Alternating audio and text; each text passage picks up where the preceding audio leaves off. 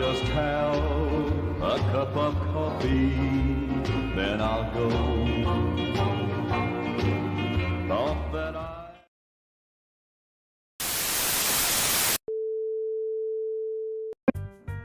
Ladies and gentlemen, boys and girls, welcome to Coffee Time Live with your host, Lauren Lau, live from Armenia, Colombia. And now, here's Lauren. Welcome back to the Grand Columbia channel. Welcome to a special edition of Coffee Time Live. I'm sitting here in Armenia, Colombia, and tonight we're going to talk about whatever you want to talk about related to Ecuador and Colombia. And why am I doing this? It's 6 p.m. on Saturday. I never do that. My lighting kind of sucks. Hello. I'm doing it because of the issues that we had last couple weeks. And we ran long last Sunday as kind of a makeup, but I decided, I mentioned it in last week's Coffee Time, we're going to try 6 p.m. Saturday night live, and see how it goes. Tonight, I don't really have any topics. I do have a short 5 or 6 minute video clip of things that I've done over the last couple weeks. You may find it interesting, you may not. It's kind of the bits and pieces thing that I put out every month or so. Speed, something or other Speedy. Well, I got the Speedy. I haven't seen you before. Welcome to the channel. And there wasn't a lot of prior notice on this. Usually you put up a video and people have a couple hours to get the notification. And you're getting the notification basically when it turns on. I did try to send it out in some social media today. That's also something I'm trying to sort through. YouTube, it was always a given that you could post it up and get notice on it, but lately nothing's a given. Tony, how you doing? What's situations for travelers coming into Ecuador these days? Well, where in Ecuador? If most people are talking about Cuenca, and recently what has a lot of people up in arms are the news of all the flooding that's going on. And I would just tell you, if that's your concern, don't worry about it. It floods every year. Cuenca is the city of four rivers. I used to live on one of them my last year there. I lived there for 3 years, and I lived right next to it. And it floods every year. This year was a little worse, but the thing is, running along the rivers is primarily green space, and the banks are pretty high, so it's not really it's really not an issue. It's getting blown way out of proportion, just like the protests here got blown way out of proportion. If you look at the international media, you'd think we were going through some kind of revolution or something, and it wasn't like that at all. The lighting, I give you a heads up right now, it's going to suck. And it's going to suck because the lighting is set up for live shows at 11 a.m. So we'll see how this goes. I put on a little light reflecting in my glasses. We'll see how it goes. Thinking about the COVID restrictions. Yeah, well, I would like to tell you that they're lifting restrictions, but honestly, you can't be sure. Now, I'm not living there, but I read the news, the local news, and it's like on again, off again. Now, the last I read, which was yesterday, and I've got friends, that still live there, is some of the more draconian things have been lifted, but there's still the mask going on. They have been bragging about, 30% of the population, I think I read, has gotten the vaccination so far. And so I would say it's lightening up. But here's what I would tell you. If you're getting ready to fly in to kind of check it out, I would say now you could do that. It's it's really not that bad. Seems like there's all sorts of yeah, it's yeah, welcome to my world. It does contradict itself, partly because there's a rumor mill, primarily because they can't seem to, and Colombia is not innocent in this. We can't seem to get our act together. Now, here in Armenia, the city of Armenia in Colombia, we've got it pretty good. We've had it pretty good because we've got a mayor that doesn't believe in lockdowns. So he's not a big fan of curfews. So, we're kind of wide open. We still have this damn mask thing. I wish they would get off that. But outside of that, everything's been fine. But you go to Medellin, for example, and they're still doing the pico y cedula. You can only go to the store on certain days, and there's some restrictions and lockdowns. In Ecuador, it's similar to that, except theirs is more countrywide versus citywide. Here, they get to decide locally. In Ecuador, it's less so. There's some of that, but it's less so. But it has eased that, I'm sure. Now, when you show up, I don't think you're going to run into any kind of lockdowns. I think they're past that. But you're still probably going to need your PCR tests flying in and out. You've got to have it to go back to the U.S. these days. That's the latest fad. Hello, Fort Lauderdale, Rob. How you doing, Rob? I'm surprised you're up this late. Hold on here. Getting a message. I can't find the link. Yeah, okay. Well, that's why, I'm telling everybody, it doesn't matter if I'm on YouTube or if I'm on Odyssey or if I'm on Twitch or if I'm on DLive or whatever platform it ends up being. If you go to the grandcolombia.live website, the live stream will always be shown there. So go there, click on videos, the first video that comes up, and it'll be showing on whatever platform I'm running. So if I'm doing it on DLive, you click on it, it'll kick up the player for DLive. Right now it's on the YouTube and it's going to kick up that. So you were napping. I bet you were. Try again. Ace Live is in Guayaquil, Ecuador, and it's fine. He loves it. I personally, I don't know how anybody can love Guayaquil, but that's, we all have the things that we like and don't like. But yeah, I saw that he'd hit Ecuador a month or so ago. Spent some time at the beaches. Now I guess he's in Ecuador. I'm aware of him. I think he's pretty entertaining. He's certainly outgoing. He's got a lot of those things that I don't have, and I'm glad that he's checking out Ecuador. Marshall, he's sitting in Oaxaca, Mexico, and it seems like it's like, did he find a home? Is that his girlfriend? What the heck is going on? But yeah, who knows? Who knows? I haven't talked to him in 2 days, I think. He's had some good company. Yeah, I don't know. He seems to fall in love a lot doing videos, but I have a hunch that's not the case in this situation, though. But I'm sure everybody's wondering. This lighting is kind of weird. It's kind of ghoulish, isn't it?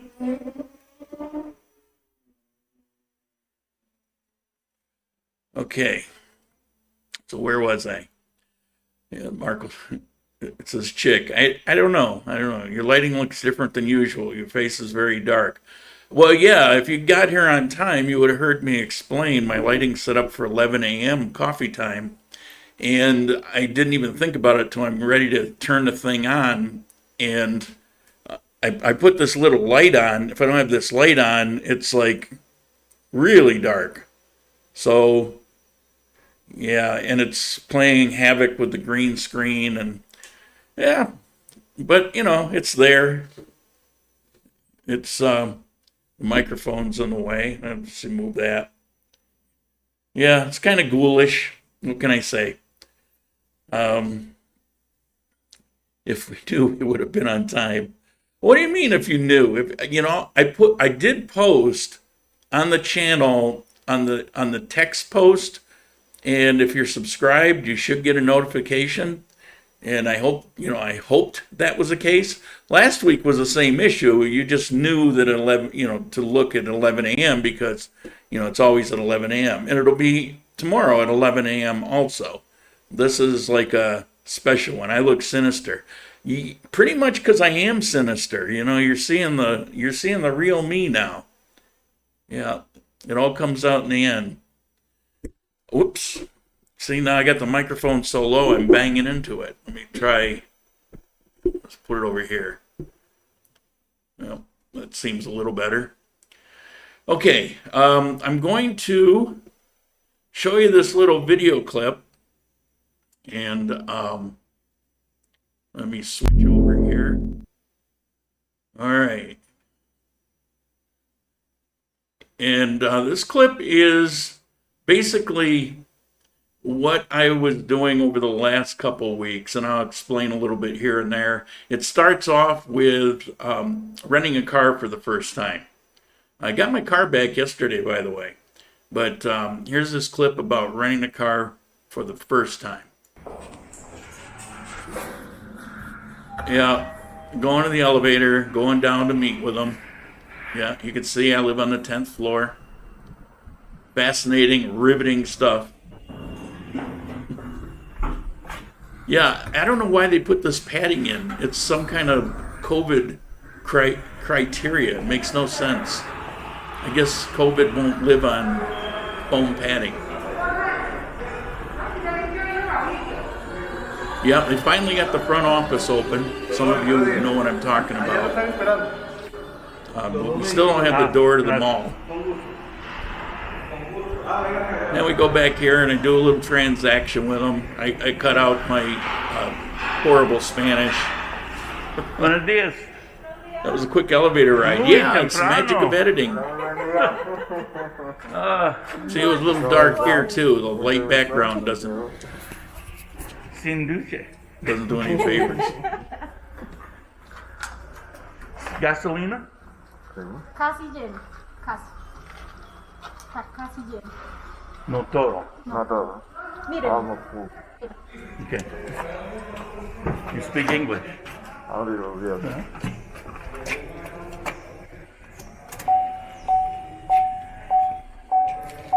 Oh, okay, okay. Yeah. No gasolina, no necesito. Licencia de conducción, documento de identidad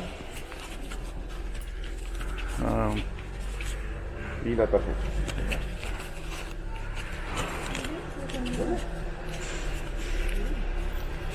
This is for seguridad. Okay. Efectivo, yeah. ¿Cédula? Yeah.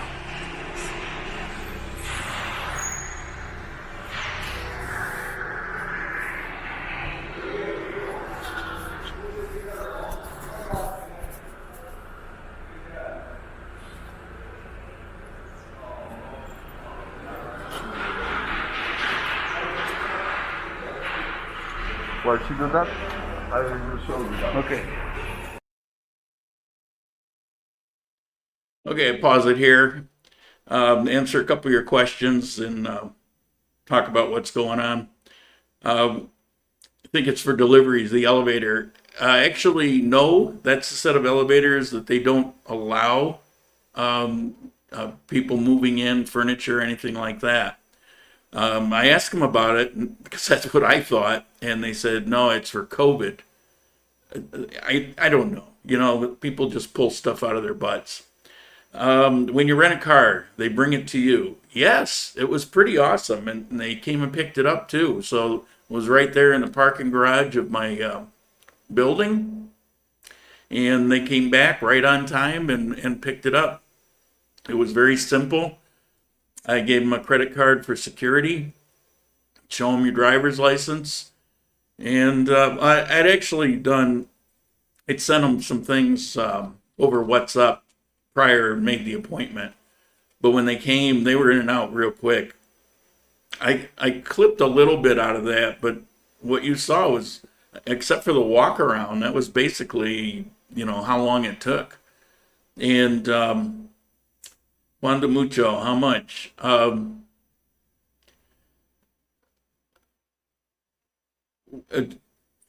on. That's the new credit card too. Yeah, that was a credit card. That's another thing I wanted to say is they didn't lock anything out. They actually just wrote down the numbers and never put anything on the card for security. Very strange. Wasn't used to that. I was very surprised. But that was the Rappi card that was sent to me. Hola from Cuenca. Hello. Keep your head above water. No, I don't want to play into the rumors. It's fine there. Saw something else. Oh, no gasoline. Yeah, I rented the car on the weekend where we had run out of gasoline because of the 3 days of the roadblocks. And then it was 2 days after. And then coming back from Pareda in the car, I followed a convoy, a couple of gasoline trucks, the national, well, it wasn't the national police, it was actually the military, escorting them into Armenia. It was very cool. I was waving high. I wanted to get my camera out, but I didn't have time. But it was pretty neat. They were all piled in the back of this pickup truck. It looked like California, and they're, I don't know if you know California. I used to live there for a little while. And they'll have these places where there'll be all these migrant workers that are, waiting for the job, and the truck will come and they just pile into the back of the truck and drive away. And that's what it looked like, except with uniform and weapons. That would have been a juicy haul for somebody to, hijack those gasoline trucks. I can't imagine what they would have made. But we had gas that Monday. But it was my concern because I'm renting this car for 4 days, and if it's low on gas, there was no point in renting it. But it was 2/3 of a tank, and this thing, I don't know, it must get 90 miles to the gallon or something. I drove all over hell, and I think I used a quarter of a tank. Separate elevators for COVID people. Wow. Yeah. Okay. Say man. Yeah. Everybody. Yeah, now stop. Now stop. After seeing you, they didn't. Now, come on, guys. Somebody deleted a message. I hope it wasn't anything bad. If you got any questions, feel free. Did you buy insurance? No, comes with insurance. But the insurance it comes with is for the other guy. They didn't try to sell me any, so I just drove real careful. I had put aside enough money for it. It's like the old Chevy Metro 3-cylinder. It was 1.4. I think it's actually a 4-cylinder, that one. This was considered a mid-sized car, which that really surprised me. But it was pretty cool. It had backup camera and Bluetooth radio, and it was actually a nice little car. A little on the gutless side, but it was all right. But I rented it because I was picking up somebody that was actually moving here to Armenia, and he contracted me out for a couple days, and so I promised I would pick him up at the airport. My car wasn't ready, so I rented a car, and I rented it for the days that I would need, which was a good thing because I didn't get my car back, which I have now. If you tuned in late, I got it back yesterday. Drove it more than 10 feet for the first time in my 1.5 years of ownership. So went to the airport, brought him back. And as a matter of fact, Alejandra, which you guys have met, the pizza girl, she was going to go with me because he wanted somebody English, Spanish, help him with some things, you know, get his furniture, get his internet, things like that. And although he spoke a little bit of Spanish, so I arranged for her to do it. And I said, if you got time, come with me to the airport. So let me show you my first time outside of my road test of driving in Colombia, the rest of this, or some of the rest of this clip.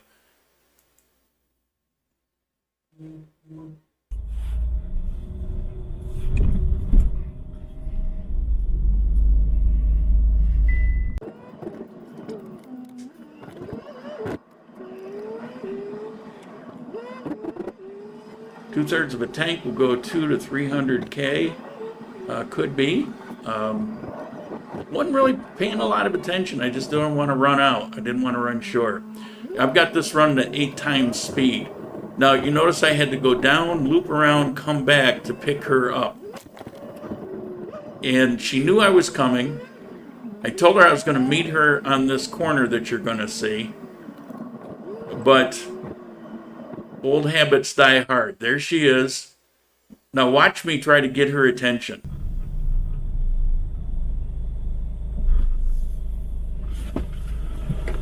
Hey! Hey!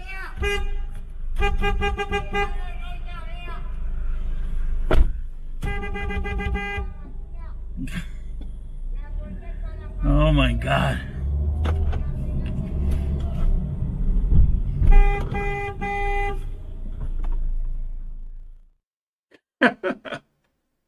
I said, what are you doing? And you know, because she walked further than where it was supposed to be, I ended up having to go around this block again. You see, this is right back to where I left from, right there. There's the mall, there's the home center.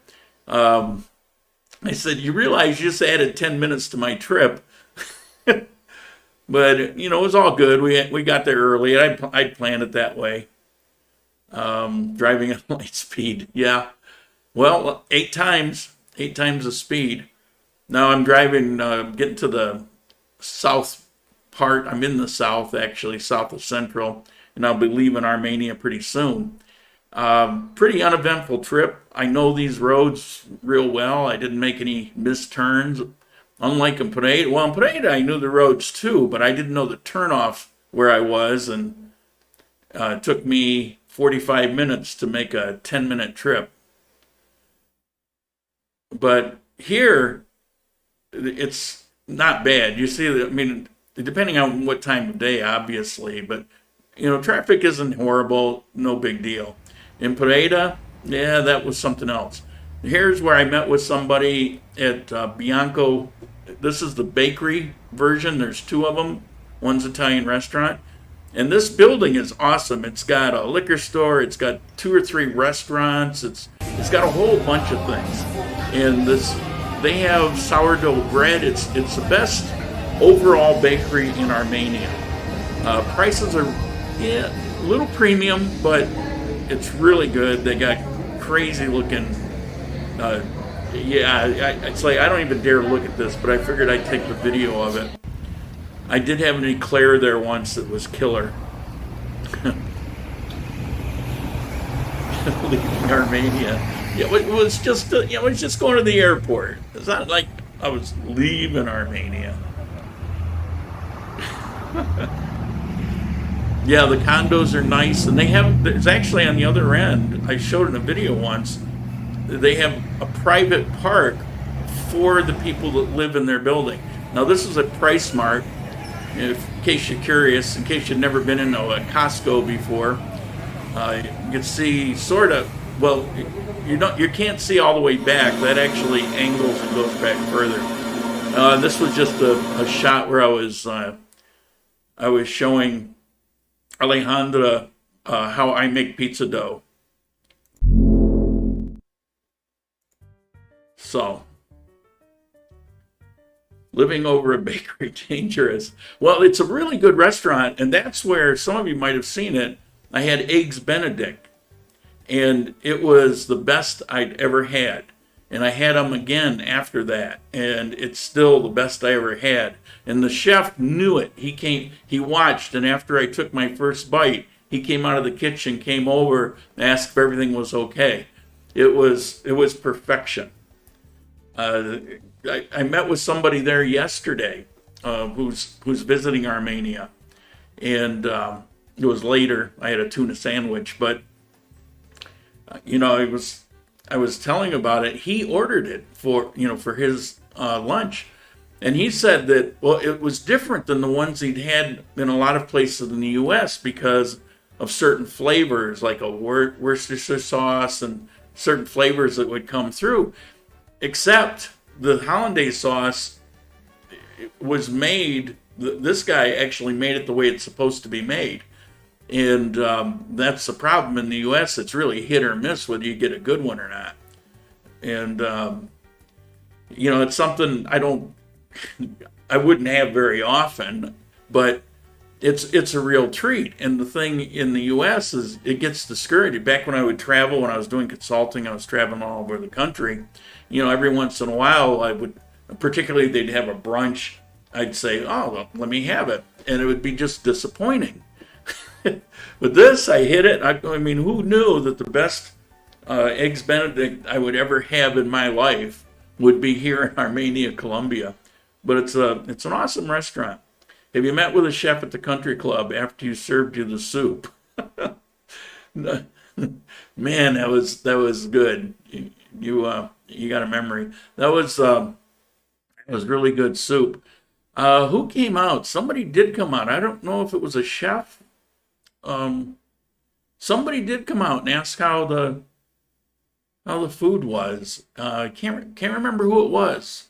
It was a guy. It very well may have been, but there were a lot of people there that day, so it could have just been. I don't know. Who knows? I don't know. I don't know. So we got any questions? Maitre D, possibly. I think it was wearing whites though, which doesn't preclude him being Maitre D. Any questions? What do you got for me? Because all I got for you is that short clip of some things over the. He was deciding if he wanted to eat there. Yeah, no, he definitely worked there. He definitely worked there. Or you mean the Eggs Benedict guy? Yeah, yeah. But it was obvious too that they wear their clothes there. Looks like they have anything you could have ever want there. That's how I feel here. One of the things in Ecuador, I mean, it's got a lot going for it, but one of the things that bothers some people, and it bothered me, is you have to give up certain things. Now, it's not that it's that big a deal. I mean, I lived there 3 years, and I didn't leave because of it. But you do have to give up on certain things. It keeps getting better. It used to be you couldn't find a good hamburger. Now they're all over the place. Used to be you couldn't find decent bacon. Now it's a lot easier. But, a lot of things are a search, and there's a lot of things you do have to kind of give up on. And the thing about here, and like I said, I didn't leave Ecuador because of that. I was willing to contend with that. But one nice thing, it becomes striking after you live in Ecuador for a while and you come here, is you quickly realize that you don't have to sacrifice anything. Everything that you want. And then people say, what? Your Amazon deliveries. Well, F Amazon. First of all, I can order through Amazon. I actually have something ordered right now, but it's from Amazon, but I didn't order through Amazon. PriceSmart has an overseas delivery system, and it's called AeroPost. And when you have a card, you set up an online account, and you can take the web address to any product you want to buy. It doesn't have to be Amazon. It could be Best Buy or you name it. And you put that link in there, and it comes up and it tells you what the price is going to be, and you can compare that price.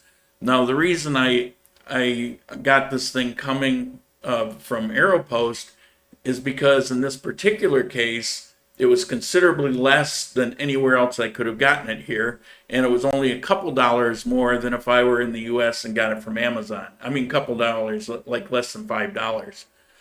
Usually, Mercado Libre will be the best online source, but the thing is, we have choices, and everything you want is available. So it's very cool. And people say, well, you have to pay high taxes.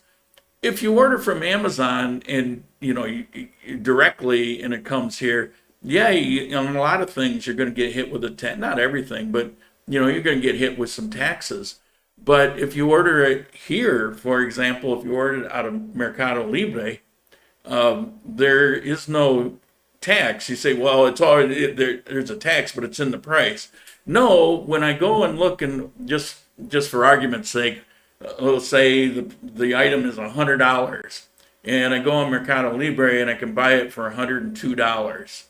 Well, it doesn't have $50 worth of tax on it, and shipping is free, so that's included. And okay, so there's the $2, but and in some cases, but there'll be a lot of vendors on Mercado Libre. It's what Amazon is or once was, and you can go through, and you don't like that price, keep looking, do a search, and you can find a really good price, and then compare it to his ranking. Is he dependable, reliable? Plus, there's a lot of safeguards so that you don't get ripped off. So it's pretty awesome. Let's see, what do we got here? Been to the movies in the mall lately? No, I can get everything here, and I don't know if I told you guys, but I haven't had a TV in the living room since I moved to Colombia. Well, since Manizales, and I finally got a COVID check and took some of that money and bought it was on sale. It was a killer sale. It's a 55-inch TV. Perfect size for the living room wall. Biggest TV I've ever owned. It cost, what was the cost? $300 and some dollars, brand new. Bought it through Mercado Libre, as a matter of fact. And the installer came and put it up on the wall, came with a wall mount. And he cost me $25,000, what, $8, $9, something, $7. I don't know. You guys figure it out. The 3,800, I think, is today, or 3,850 or something. So I got this big TV, plus with Kodi and Stremio that's free. I can watch movies that are actually still in the theater, and so. Yeah. But here's the truth. There hasn't been a movie out in a couple years that I have the least bit of interest in. I mean, it's sad to say, but there's so much social justice preaching in movies today. It's like, I just don't need it. You get enough of it. I can't even watch a news program. I can't watch Fox News. I can't watch NBC. I can't watch any of them because it's, you just get tired. Your head gets tired of fighting off the propaganda. Amazon announced that they're building a new facility in Colombia. Yeah, that was actually a couple years ago, and I think it was delayed with COVID, but they're going to have a big call center and warehouse here in Colombia. Hi from London, UK. Hey, welcome back. See you on quite a bit. I appreciate it. Did you ever answer my email about asking about a particular service? I'm quick at deleting. Particular service. You mean the visa service? Yeah, read your email. I sent you a response to that. And if you didn't get it, check your spam box. You probably put me on spam once, and now you're not getting them. But yeah, I told you about it. And I didn't get a reply. I was surprised. So maybe you get a ton of emails and it's all in there. But he was asking me about, basically, could I walk him through the process? And yeah, I can. And in this guy's case, I will definitely be taking him. He's been with me for quite a while. and I'll be taking him to the visa office. But the thing is, it's so simple. There really isn't much to walk through. You just need to come with a couple items. Well, actually, you don't even need to come with anything if you're talking retirement, except your passport. And everything else you can just handle right here. It's quick and easy. And they'll do it. The last guy I took to the office, he was in and out of there in 45 minutes. Everything's good to go. Living out of the country and you get a COVID check. Yeah, well, why not? You know, you got illegals getting COVID checks. Why can't I have one? At least I'm legal. And that's not fake news. That's true. They were giving COVID checks to people without documentation. What about the street vendors there? Do you use them for some purchases? I hear that you can save a lot. Yeah, well, not the street vendors, unless you're talking about like food. Like the very best fruits and vegetables you can get on the street, not far from me, at the Fundadores Park. Olympica runs a close second. My favorite supermarket, Supermercado Laureles, their fruits and vegetables kind of suck, but everything else is awesome. So you just get to know, the best place to go for things.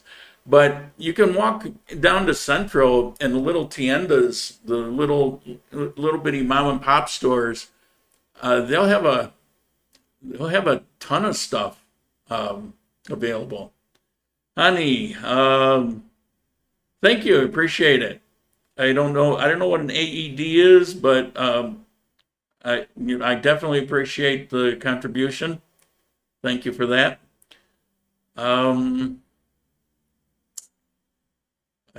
Where are we? Didn't get the relation to the COVID test. Huh? I'm lost.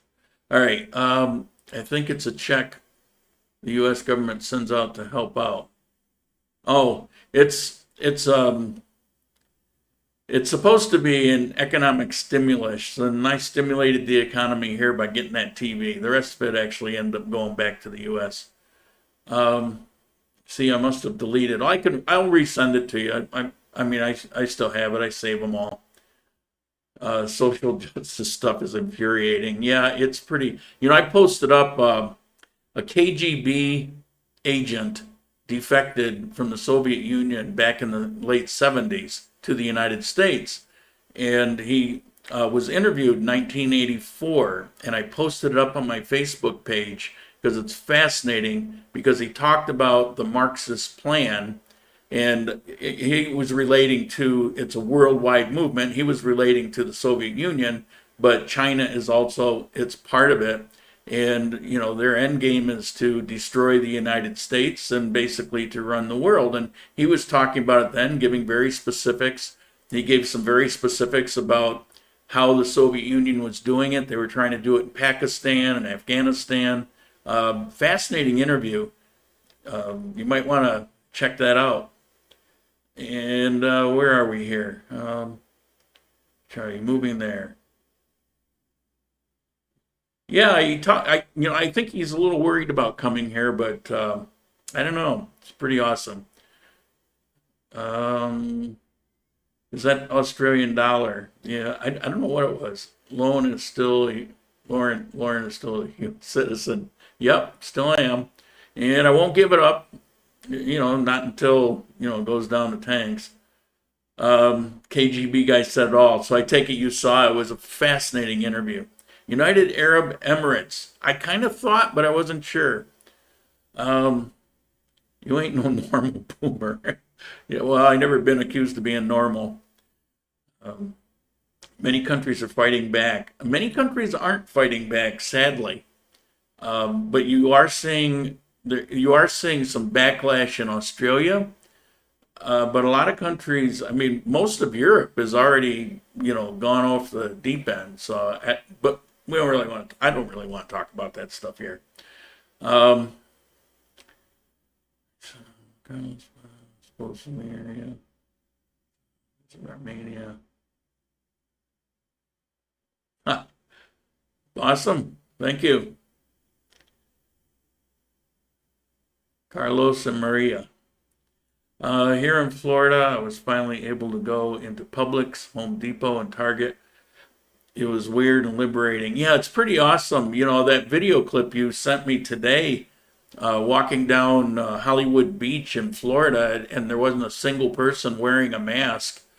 And, you know, it's like you're seeing it, you're seeing this movement because they can't argue the garbage anymore. It's been over a year, and it's become plain as day that the masks do absolutely nothing. And coincidentally, the places that, you know, have the mask and the lockdown actually fare a little worse. I do think that due to other factors, but the key point is that not wearing a mask certainly doesn't do any worse. So what's the point? Well, aware of the plan. I've done a lot of, yeah, it's very serious. India, Australia, yeah, India possibly because they're under direct threat. But if you watch this guy's interview, it's a multi-generational plan, and it's come to pass as he described it. It did take longer in the United States because you had people like Reagan come along and kind of, you know, derail the cart a little bit, but you know, and then it gets back on track. Going unmasked for a year, never done it. Cooler, yeah.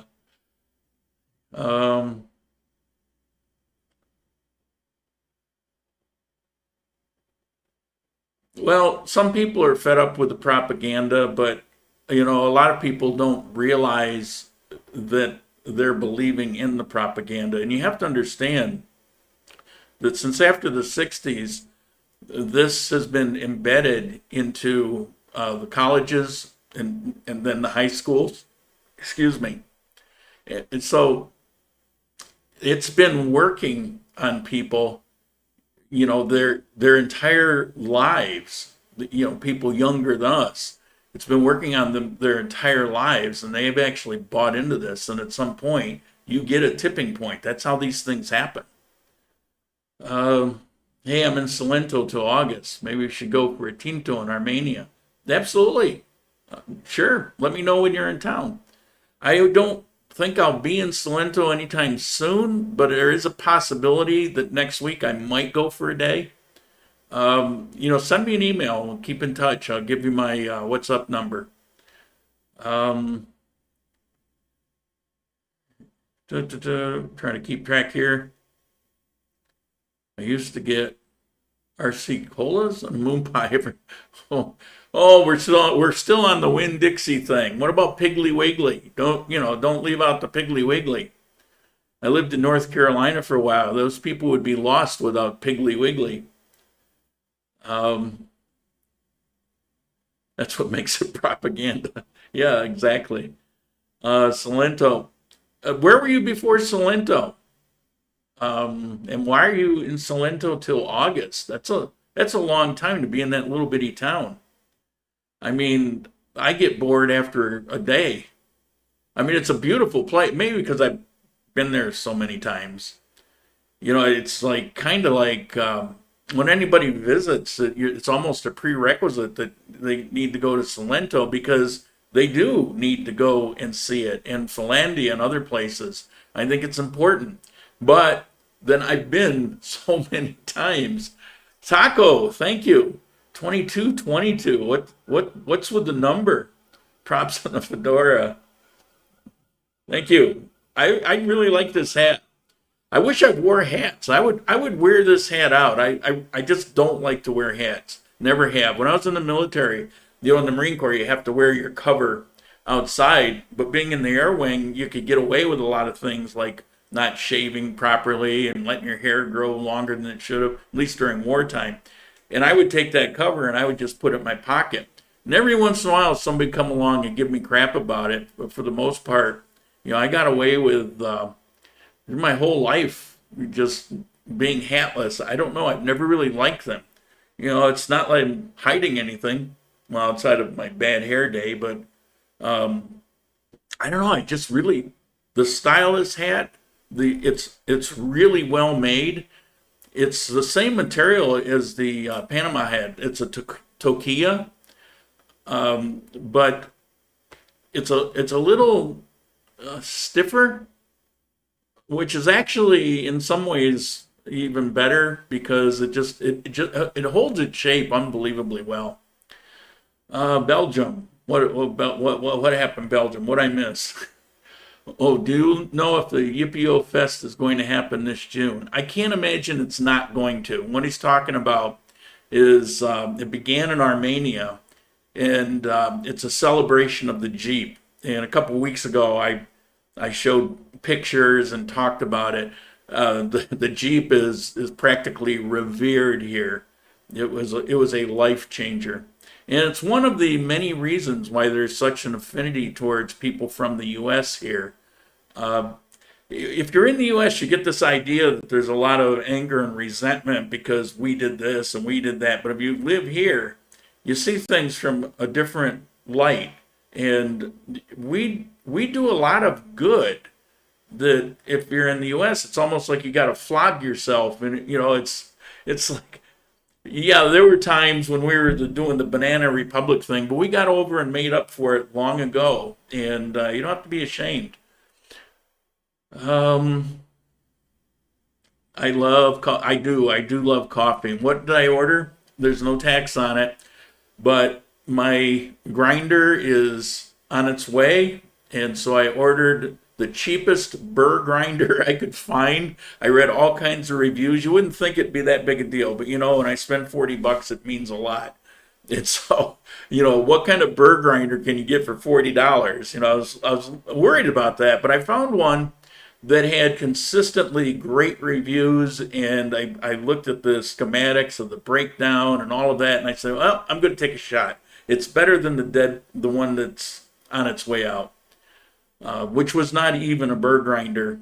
So if you use a blade grinder, what you have to do is you pulse it for a couple counts, and then you shake it, and you pulse it and shake it, and you do that 5 or 6 times, and then if it's still not right, you want to put it out in a cheesecloth and kind of sift it. You can put it through a sifter.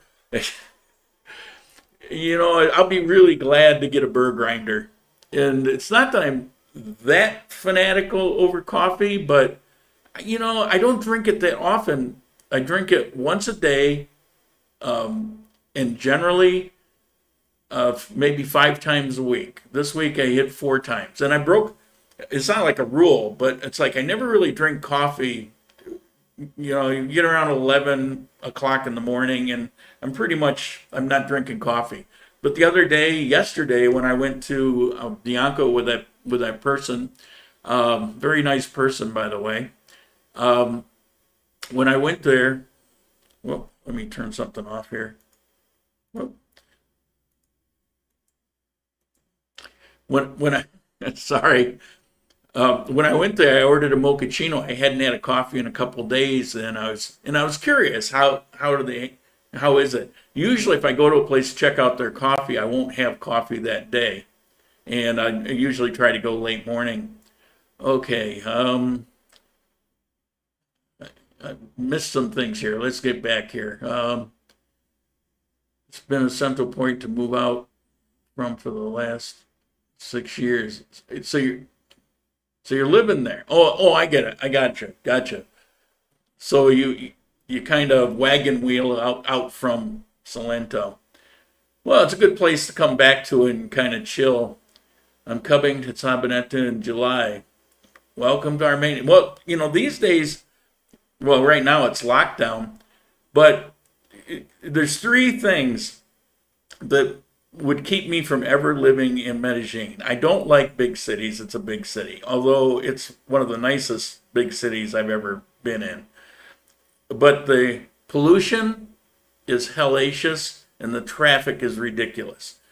But since COVID, the pollution's almost non-existent, and the traffic, they're not coming up on the curbs on the sidewalks to kill you. So, now's a good time, but at some point realize that will be coming back. It's stylish as hell, dude. Fit you. Well, thank you. That looks good. Well, anything to distract from, I'm a bit of a mutt, so, the hat helps. Lauren's secret, not to losing hair. Hats are calls it balls. I heard that, but that's not why. I've just never liked them. Now, I bought that hat in Ecuador originally because the top of my head was burning off, and where I was walking, there was no shade, and it scrambled my brains a little bit. I mean, you could see the effects today. So I bought that hat for $25, and it did the trick. I mean, but then it's like, what am I going to do with this? So I just started wearing it for the videos. Then when I came here, I figure, well, people will, when I'm not wearing a hat, everybody points it out. I get all these messages. So I said, well, I got to have a hat here, but I'm not going to wear the Ecuador hat. Let me get a cowboyish Colombian hat. This is made in Colombia. I live in Salento, but no longer have a visa, so I go back and forth every 6 months. Will your car ever be seen on the streets with you driving it? Drove it yesterday. I'm going to keep it close to the chest. There's still some... When I'm ready, I will tell all, I promise. U.S. has done more good, other countries combined, foreign aid anyway. Piggly Wiggly's still around. It's one I passed to go to my parents in Florida. I grind fresh espresso Colombian import every morning. Awesome. Now, here's the thing about coffee. The espresso grind is a... Whoops, sorry about that. Trying to keep the light as less freaky as possible. I actually prefer a medium roast, and the espresso roast is pretty much a darker roast. I like a medium roast because the thing that, and I didn't used to, but it's like the more that I drank for taste, you say, well, how can you taste it if you're putting chocolate and all this stuff? No, I taste the coffee, but then once I find a coffee I like, then I dress it up the way I want. But the taste comes through, believe me. But I noticed that the dark roast, I was tasting more of the roast than I was of the coffee. I mean, it gets to a point where light doesn't do it for me. Medium roast, it's that sweet spot. When they talk about, oh, it's got a hint of chocolate, or it's got a touch of cinnamon, all that, obnoxious, snobbish kind of sound. But the thing is, in a medium roast, you can actually taste things. You get these little flavors. And then when you get to the dark roast, it kind of cooks a lot of that out of it. So you can tell one dark roast compared to a different dark roast, and one's better than the other, and like that. But I've just found that I really like medium roast. Got to have the right gear to make good jokes. Yeah, I think sort of, but what happened with me was the more I learned about coffee, and there's some guy, I can't think of his name, but he was a barista, world class. He's in England, and he does a lot of coffee things. And one day I thought he's been putting videos up for years. And I went in and I selectively looked up certain things. Why one day coffee would have one taste, another day it would have another. And so, I learned a lot from him. And then what I found is once you figure out a lot of the basics, you can make a great cup of coffee out of a mocha pot or a French press or a drip. It doesn't have to be an espresso machine. And I had an espresso machine in Ecuador. I haven't had one since I've been living in Armenia. And you learn how to make good coffee. So yeah, what you make it in, the gear does matter, the grind matters. But even when I had the blade, it'd take a lot of extra work, but I could come up with a grind that was every bit as good as a burr grinder. The difference is I could throw it in the burr grinder, do the setting, and it's done. Where with the blade, you got to work through, several steps in order to get there. But, if you're retired, you got time, what the heck, right? All right. I'm sure I'm boring people. Well, it is coffee time, though. Coffee's a good topic. Do you think all this lockdown madness will, I don't know, 2022, it better? Well, like I said, we haven't been in lockdown here in Armenia in forever. And the mayor here said that he will never go back to it. He will never do it again. So yeah, 22. I mean, I'll be surprised if Medellin isn't wide open by June, maybe the end of June. But I don't know. We'll see. The minute they get a spike, it doesn't even seem to matter. The deaths are kind of disappearing, but the minute they get a spike, they panic and lock down in a couple locations. And before, Medellin wasn't doing it, but lately, the last few months, they're in that bandwagon. I don't know. The mayor here, I love this guy. It's like he makes all the right moves. He's got all the courage in the world. Nobody's going to cower him in the corner. He's pretty awesome. I drank the Kool-Aid and just used the K-Cups. Fast and convenient. Yeah, I get that. But I would miss, there's something about the ritual of coffee for me in the morning that contributes to my level of enjoyment. And if I throw it, the last time I did a K-Cup thing, I was in Manizales, and it was like, yeah, it was good. It wasn't maybe as good, but it was good enough. But it left me kind of empty, It's like, is that all there is? Is that all there is, my friend? So I don't know. I enjoy the whole process. Green coffee beans were intense in Peru. Yeah, the acidity. I contemplating doing that, just for wondering about it, but the person I talked to is a coffee pro here in Armenia. We had a little discussion about. I interviewed the guy way back a couple years ago, and we were talking about that, and his description of it. Well, he thinks it's okay, but his description of it just turned me off. So I could drink espresso all day, light roast. Yeah, I don't like light roast at all. I've tried some light roast. I'm not a fan, and that's probably why the green beans. I just don't want to go there. If I don't like light roast, I'm gonna like the green beans even less. Although I could just go out and pick some and try it, But miss me some Kona coffee. The show is never boring. I don't know. I don't know. Sometimes these topics get off there. The thing is, I have this illness that if somebody asks me a question, I feel compelled to answer it, and I try to phrase it in acceptable ways, but I rarely will shy from a question. You ask me something, I'm going to get going on it. Unless you're asking me about legal advice, like taxes or things like that. Tell you the best kind of visa. I can't do that.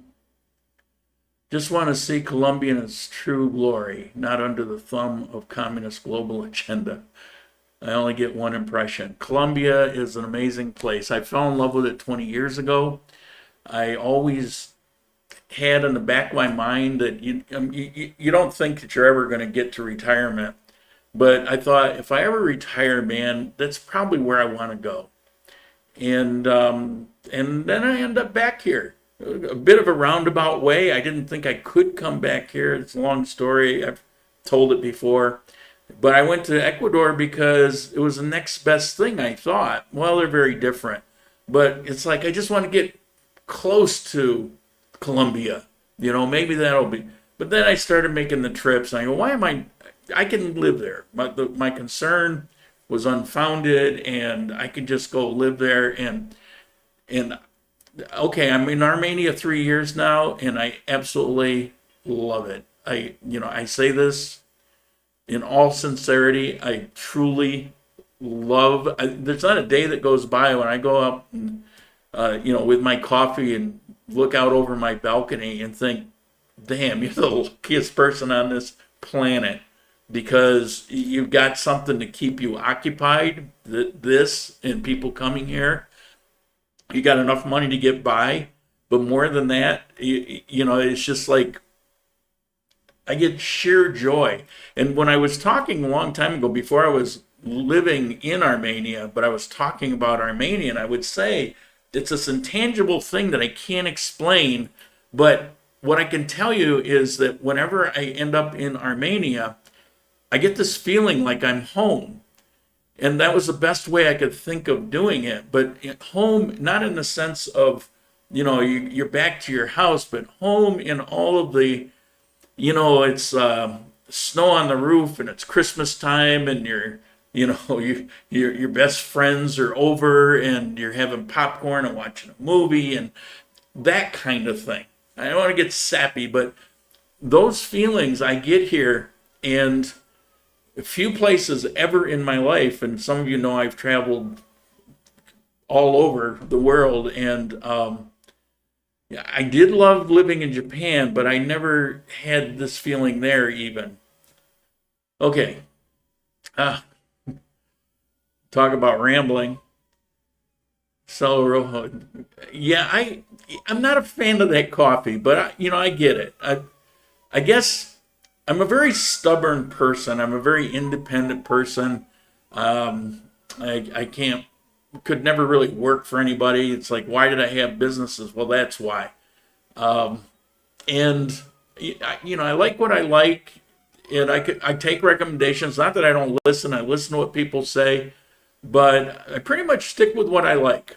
And that coffee, it's not a bad make-do coffee, but I don't have to do it. Now, I will confess that one time I couldn't get a hold of the coffee that I love, and that was handy, and I grabbed it. I didn't hate it, but I really missed the coffee that I drink. And the coffee I drink is such an obscure coffee that, if you wanted it, I don't know how you'd even find it. When are the protests going to stop? I didn't know they were still going. We don't have any here. I'm sure that you'll get little groups together, but the funding, a lot of this was pre-staged and funded. And I think that's kind of, they moved on to the next. And you get little people, gather together. Like a couple days ago, they got under the bridge near me, and there was, 20 or 30 of them, and banging the drum and chanting a little bit for about 15 minutes or so, and then they all went home. And I don't mean to downplay. There's always issues, but the thing is, I look at Colombia from eyes from 20 years ago and what it was like, and I come back to Colombia, and it's like the progress is unbelievable compared to what it was then. But if you're 25 years old here, you were 5 years old then. You don't remember it that way. And you only see the bad. You don't see the progress. If they, and they're not taught in the school, so if they knew, they would see that there's been a constant progression in Colombia, and the best thing they could do is stay on that path, because the proof is in these decades. But if you're only seeing it through the eyes of a couple years, then and what they're seeing is valid. It's just out of context. They're seeing mismanagement. They're seeing, the poor struggling, on and on and on. But guess what? Every country, you're going to get that. You can't make that stuff go away. I mean, it's just not possible. But what you can do is keep people's freedom and allow them to fend for themselves, do for themselves without standing in their way, and work best you can to establish an environment for a good economy. And that's what they have been doing. Brazil press seems pretty opposed to tyranny, but that country is just so globally centered, developed, populated. If I land anywhere, it's either Colombia or Paraguay.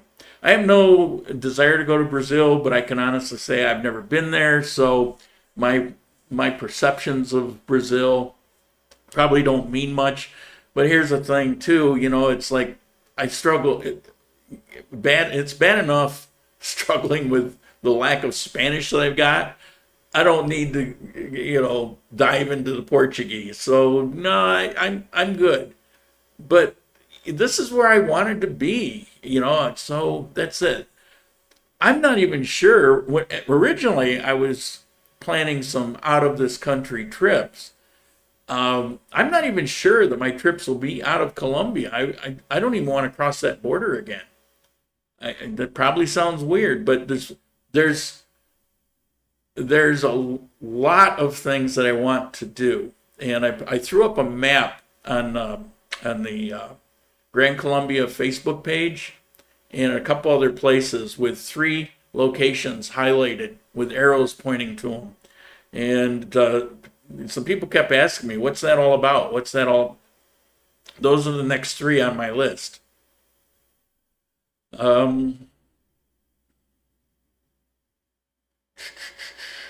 Whoop. It jumped on me. Where were we here? Political stuff. My buddy just flew to Bogota for a long weekend to meet some chica. He seems so depressed to be back in the U.S. Well, it's freaking awesome here. I mean, I don't know what to tell you. But I will say that the places that I love in Colombia doesn't apply to all of Colombia. I mean, you guys know I've never liked Cali. I hate when I have to go there. I've been there a couple dozen times, and I dread it every time I have to go. The one video I ever did there, it's because I'd been there a bunch of times and hadn't done any video because I don't even want to leave the hotel room. But I did a video, and it was 4 things that I hate about Cali. And I got some heat from some people that live in Cali, locals there. But the thing was, and I pointed this out to them, yeah, I get where you're coming from. However, in your argument, you didn't argue that any of those 4 things were wrong, because they weren't wrong. And that's just how I feel about it. I don't want to contend with those things. There's a lot of Colombia I don't care for. Cartagena's, the old fort's awesome. The beach is nice, but you move back a couple blocks from that, and I'm just not a fan. It's too hot. Bogota is just too big, too a lot of things. Medellin, the pollution, the size. And Bucaramanga, pretty awesome. It's about the right size. There's a lot to be said for that. Manizales, amazing city, best city in the world. People, not, here's where I love.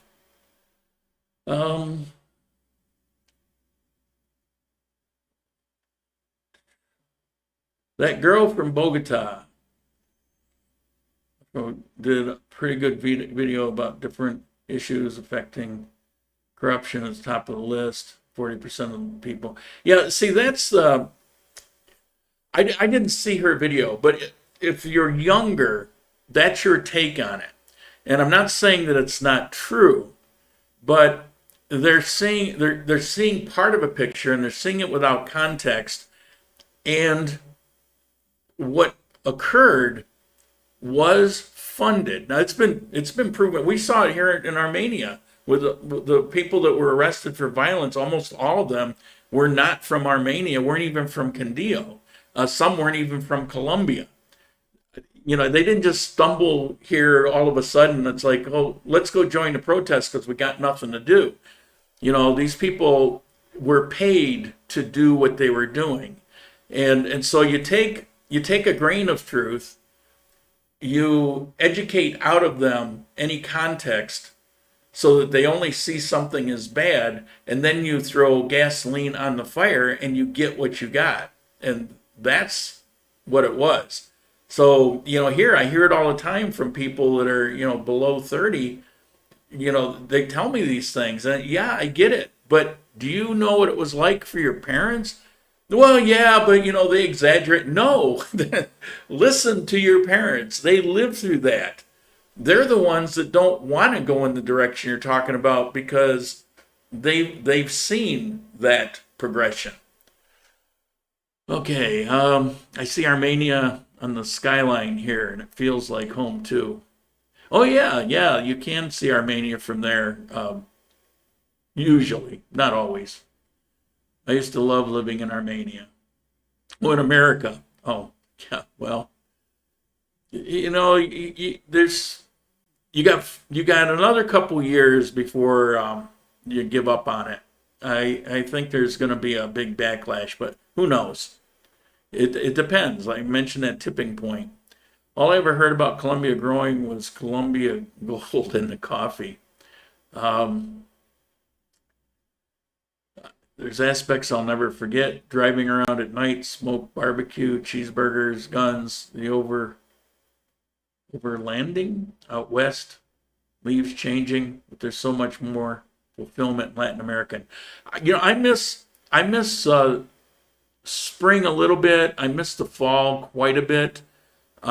There's certain things, certain places, but what it boils down to is I would miss what I have here far more. I had a lifetime of those things, or I traveled and lived in other countries and did a lot. I wasn't always there, and I lived all over the United States. But there's a certain hominess to some of those things, but it isn't necessarily those things. It's a feeling. It's a certain type of feeling you get from those things. And there are things here that I find that give me those feelings. So I don't feel like I've given anything up, but I do think, I say this all the time, people think I'm being facetious. I'm from upstate New York, near Rochester, and I miss garbage plates. Fortunately, I'm a pretty damn good cook, and I know how to make them. It's a lot of work. So I don't do it very often. Plus, if you've ever seen a garbage plate, or if you ever ate one, it's one of the most amazing foods on this planet. But you wouldn't want to eat them very often. You almost feel your heart stopping as you're eating one. But, oh my God, they're so freaking good. Yeah, let's see what. Colombia's made a lot of progress. It sure has. I mean, when I was here before, I've told you guys this, but the unemployment rate was over 50%. Who ultimately became my wife and then became my ex-wife, wonderful person. But when I first got there, I used to wear a little bit of jewelry. I'd wear a ring once in a while, but not much. And I just gave up. But I had a ring on him. I had my elbow out the taxi, and she grabbed my arm, pulled it in, put the window up, and proceeded to tell me that there's a lot of people desperate because there wasn't a safety net in those days like there is now too. And I should do a video on that because people think there's no safety net here, and you'd be amazed. And you say people are living $90 a month. That's totally out of context for that too, because $90 a month in what economy? And it doesn't matter that things cost 25% of somewhere else, that those dollars, but while they don't have a welfare state, they've put together a lot of what we would consider to be social programs, welfare programs, without relying on a lot of taxes and without relying on creating a bureaucracy. So, things like the utilities, the levels of the utilities, the healthcare system. If you're out of a job, you can get free healthcare. Granted, it kind of sucks. You're going to have long lines, but it's still there. And the thing is, hey, it's not costing you anything.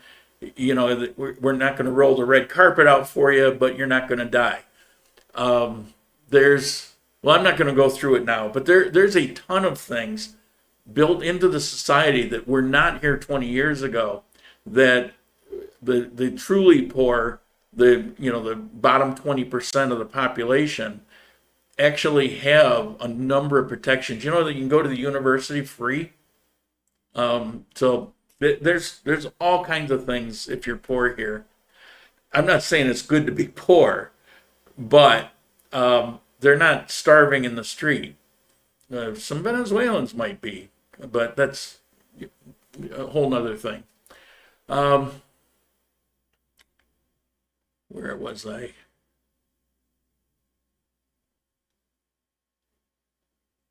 My eyes are blurring here. I can't read what I'm.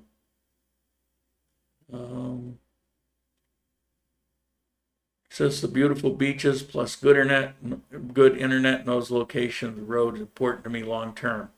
Yeah, one of the nice things about Cuenca, if you like living there, and if you're okay with living in Ecuador, is you're only maybe, depending on which beach you go to, 2 to 5 hours on a bus, to the beach.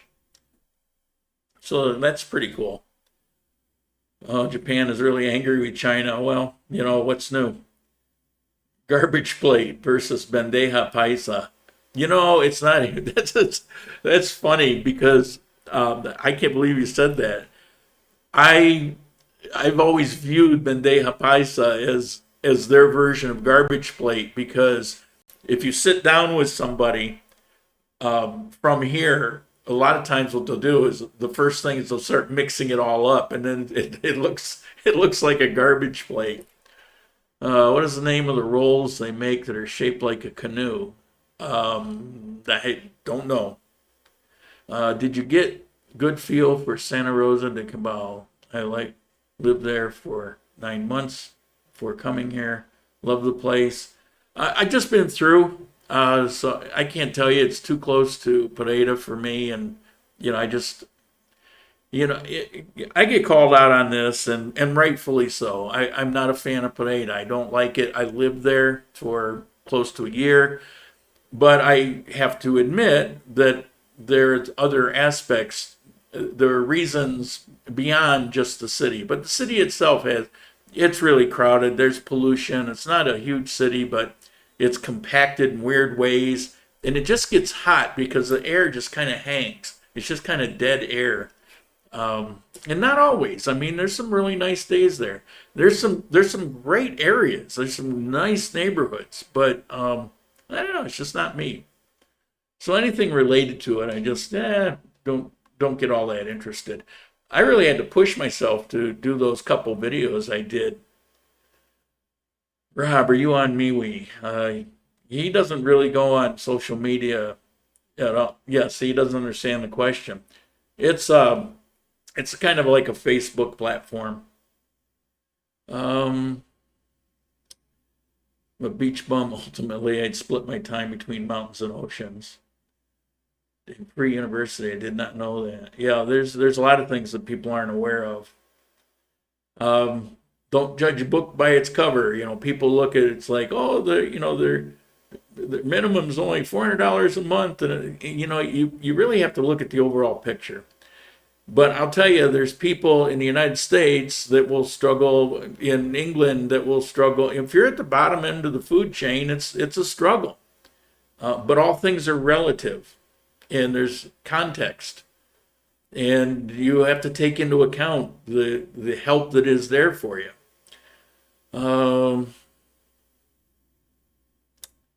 But the government wants to move in the direction of U.S. healthcare. No, actually, you have to understand the healthcare system, how it works. They run in the black.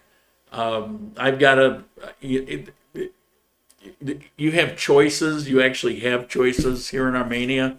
I can choose 12 or 13 different companies. I can choose from them. They're not all the same. No, it's actually very different. It's but they do have a way to provide for people that are just, you don't have a job, you have no money, you can go to the hospital and you can sign up for a thing, go to a clinic, and you can get care. Aren't those highway? No, you see, here's the thing. So there's nothing wrong with having, having social programs. It's how they're designed. When they're, unfortunately, in the United States, you have social programs that are designed by government and for government, and people are almost incidental. And it always is designed in such a manner as to continually need to grow the budget. And it continually gives the government more and more power. And that's definitely a bad formula. Here, they have programs put together in an entirely different way. My favorite one is off the top of my head, without me getting into a topic that I want to cover soon, is the stratus. Where you live is broken up into 1, 2, 3, 4, 5, 6. And if you live in 5 or 6, you're paying most of, if not all, the utilities for 1 and 2. But there's no government involvement, so there's a premium on mine. It doesn't amount to a lot. I wouldn't even notice if I didn't know the system was there, because already utilities are pretty reasonable here, pretty cheap. But so I pay in and say a certain percentage of it that goes to the utility company and is applied directly to the people at the stratus of, on the lower end. So the government's not there. There's no budget to, continue to grow. It's just a pass through. And those are the ways that they look at providing things for people. There's nothing wrong with taking care of people that are, down and out. You don't want to see people dying in the street. And people in Colombia have big hearts. But the answer isn't to, feed the government. The answer is to take whatever it is that you can and feed the people that need it. And so that's why, no, it's not a highway to socialism if you're not doing it in a socialistic way. Northeast Colombia has nice beaches. Sorry, Jane. There's a town, somebody will know, and it's overlooking Santa Marta up in the hills, where it's right there near the ocean, but you've got an elevation such in a weather pattern where it's actually quite comfortable and reasonable. And that's something, you might be interested in looking at. I can't think of the name. Somebody here will probably know, and they could spit it out. Try again. Good talk, Lauren. Got a jet. Thanks for stopping in. Appreciate it. See ya. Don't understand your question, Jane. Okay. I agree with the MeWe thing. Free university is cool. Free healthcare. Yeah, these things aren't the taxes that you would think that they were. Oh, just popped up. Victor, $10. Just joined. Thank you. I really appreciate it. Appreciate the contribution. That's awesome. Maybe I need a new camera for this, and I think you might have put me over the edge. I don't see any of this for a month or to a month and a half. So what you give me on this today, I will see. It's actually between the 21st and 23rd. So I will see it next month around the 22nd, 23rd. And I've got enough, I think now I can actually buy that camera. So thank you, I appreciate it.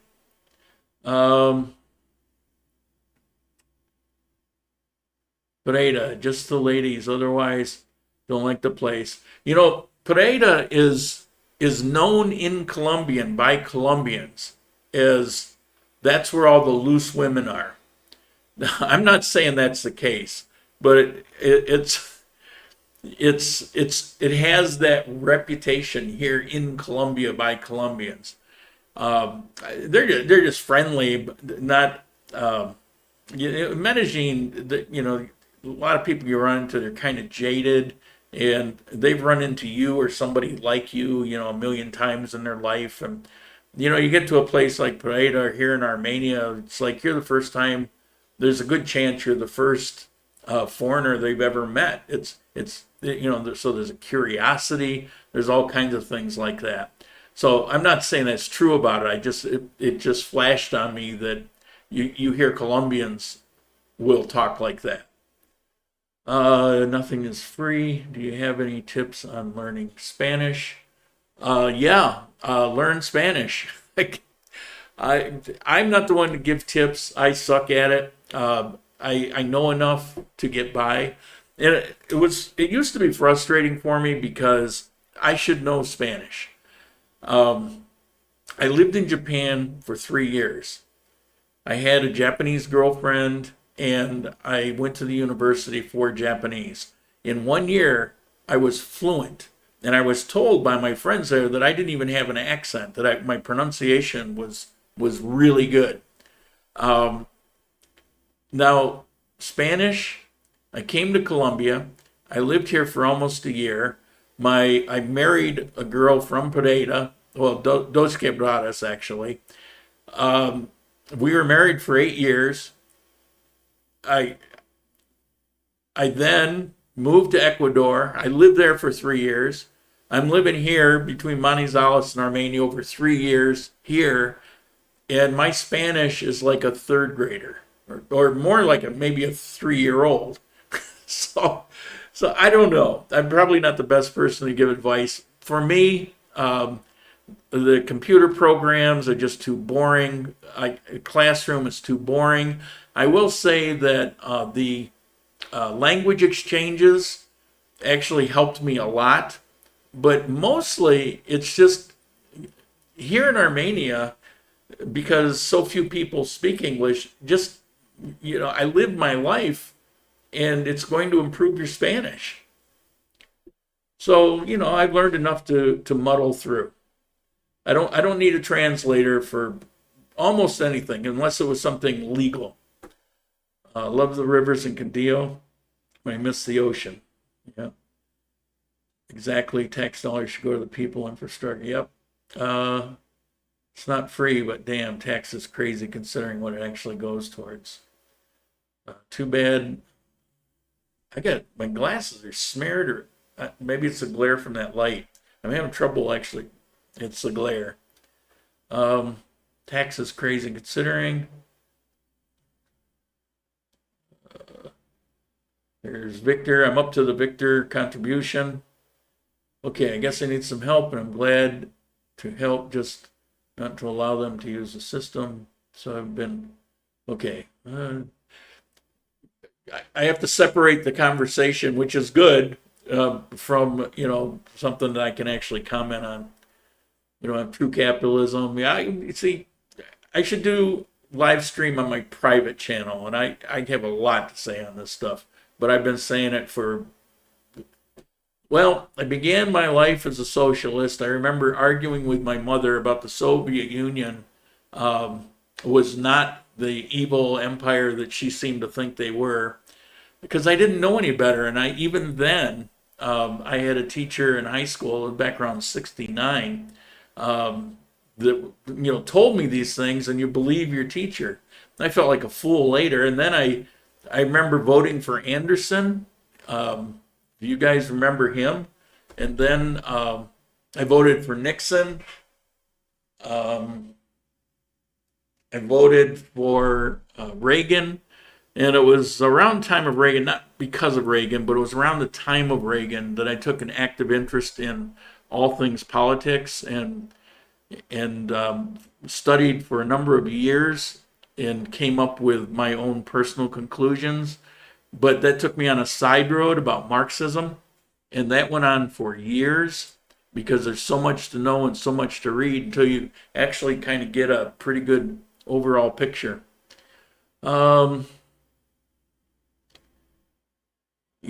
that's one of the problems when people take advantage of, you have you have crony capitalism, that's a legitimate term, and that kind of sours what real capitalism could be. Booking ticket to Pereira. Okay, funny guy. Lauren has a friend there, Lena, who offers basic Spanish service.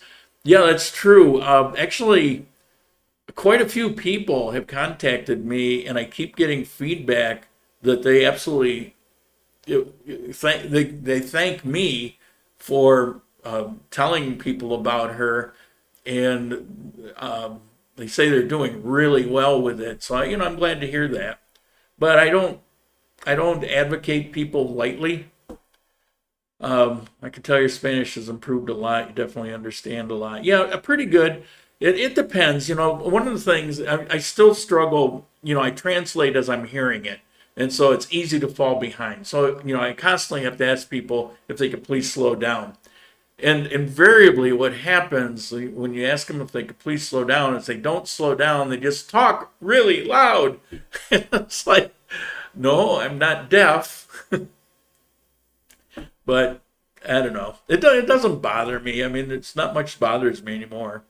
When you're living the kind of life I get to live here, it's hard. Although I did get majorly stressed when I drove to Pereira. I mean, I was wound like a clock. It took me about a day and a half to unwind. It's funny. I used to thrive on stress, and now it's like it's foreign to me. No building materials available in Manizales. My 3 construction projects had to stop. Well, that sucks. Yeah, that's kind of a worldwide thing, but here they really disrupted delivery on a number of things because timing for orders and priorities have a lot to do with it. Somebody was just explaining this to me a couple days ago. And so it's not just a matter of, it's like throw in the truck and get there. There was like this delicate ballet about how things went, where they went, who got priority.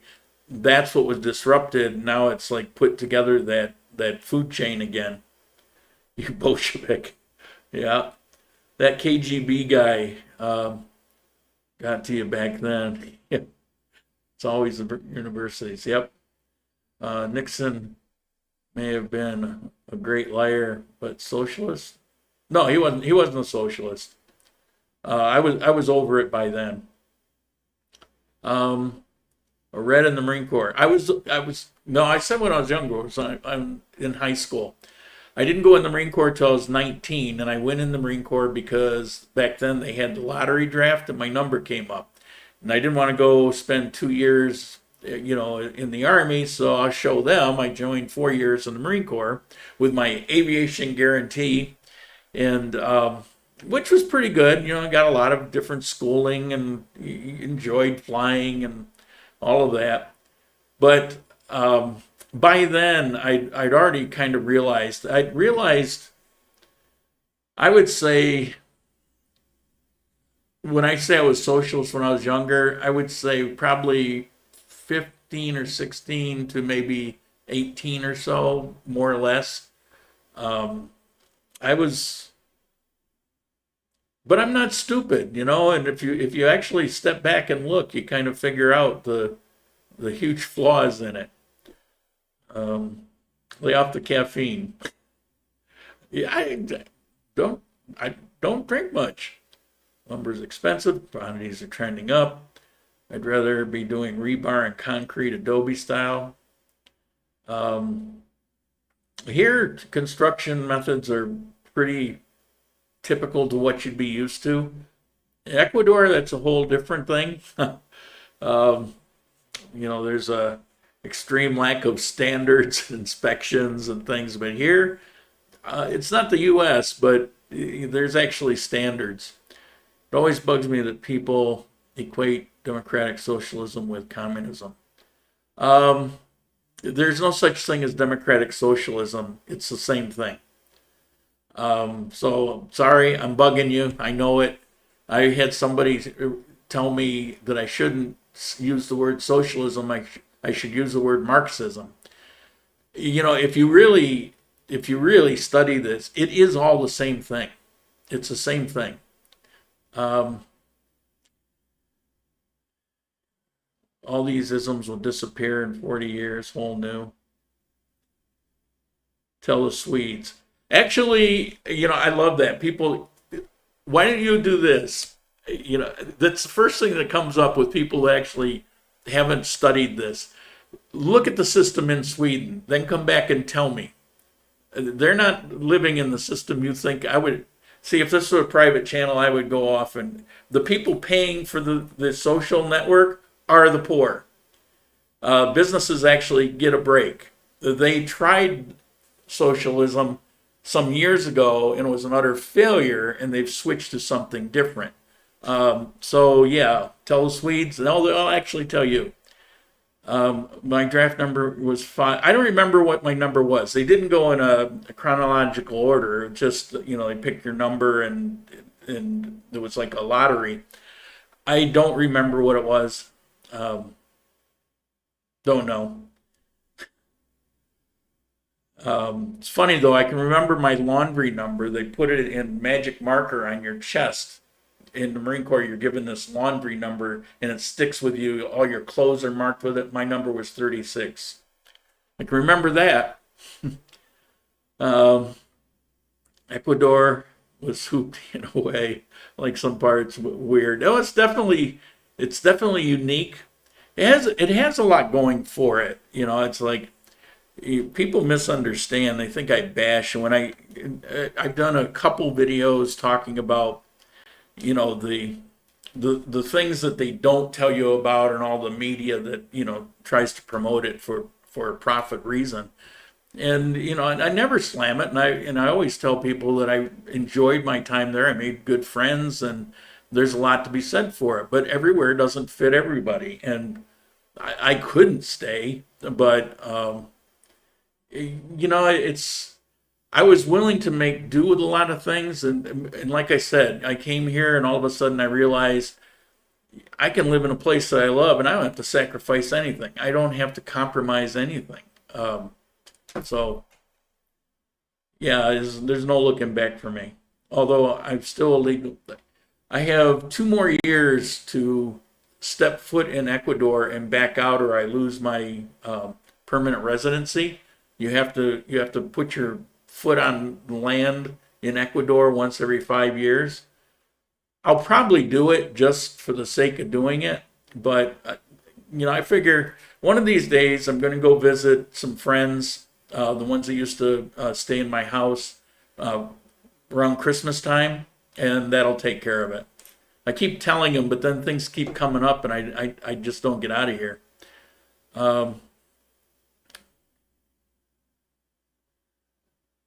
I read a good web article. Idea of a system, ownerless class, sounds logical. Yeah. Yeah, my mistake. I mean, I apologize. I don't mean to offend anybody by getting off on politics. I mean, what are we going to talk about next? Religion. Like I said, if people say something, I just can't seem to filter myself, and I always speak my mind.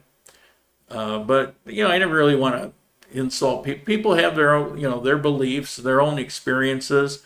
I'm just very confident in mine because of the amount of travel I've done around the world, because of the sheer amount of study that I've done on these particular topics, on both religion and you get to a point after a number of years that most people that you talk to on a particular subject, you realize in the first minute that you have a wealth of knowledge beyond what they know, and there's no way they're going to, change your mind. Now, the thing is, I'm open to change, but the arguments that are thrown at me whenever I talk about this in my personal life, it's like, it's just demonstrating that you need to know more.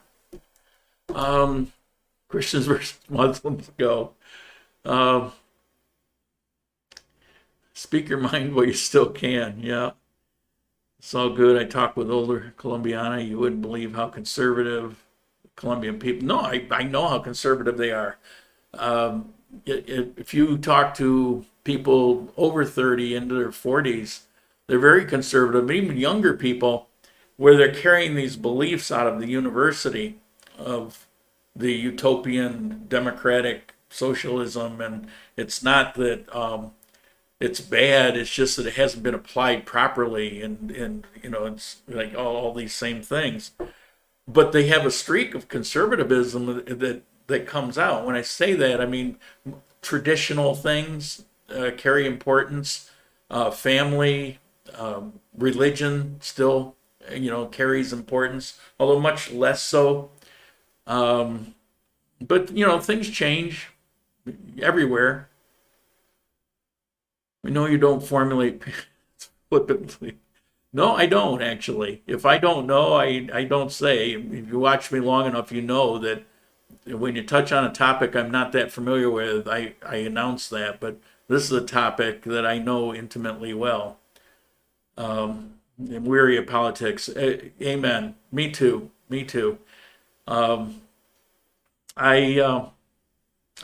stay clear of it for the most part. Like I say, I don't watch news programs, but I had an urge the other day to, who is that KGB guy that, you know, I was remembering this. It was a long time ago. And so it's probably on YouTube, and I couldn't remember his name.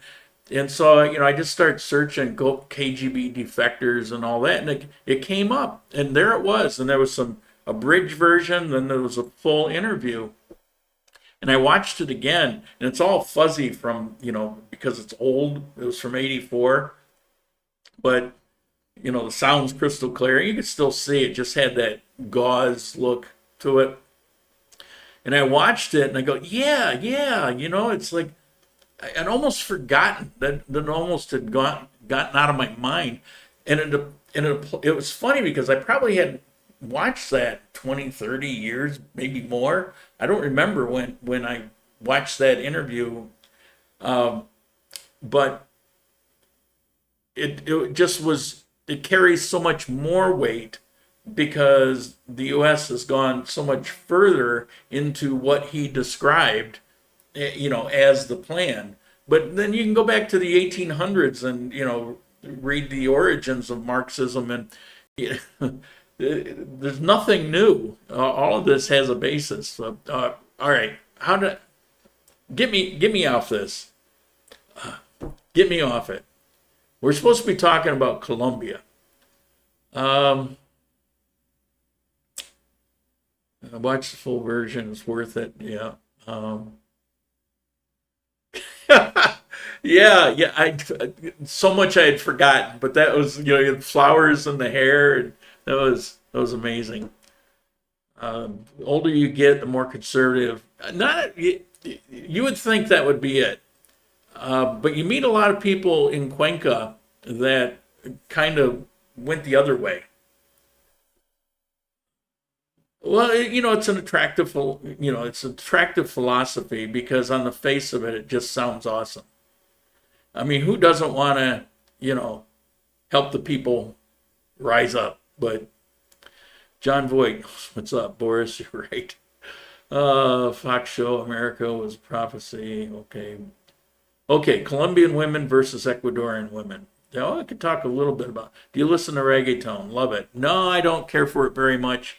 I get to hear it all too often. Like I say, I have friends and people here pretty often, and yeah, but no, I like traditional Latin music. I appreciate it. You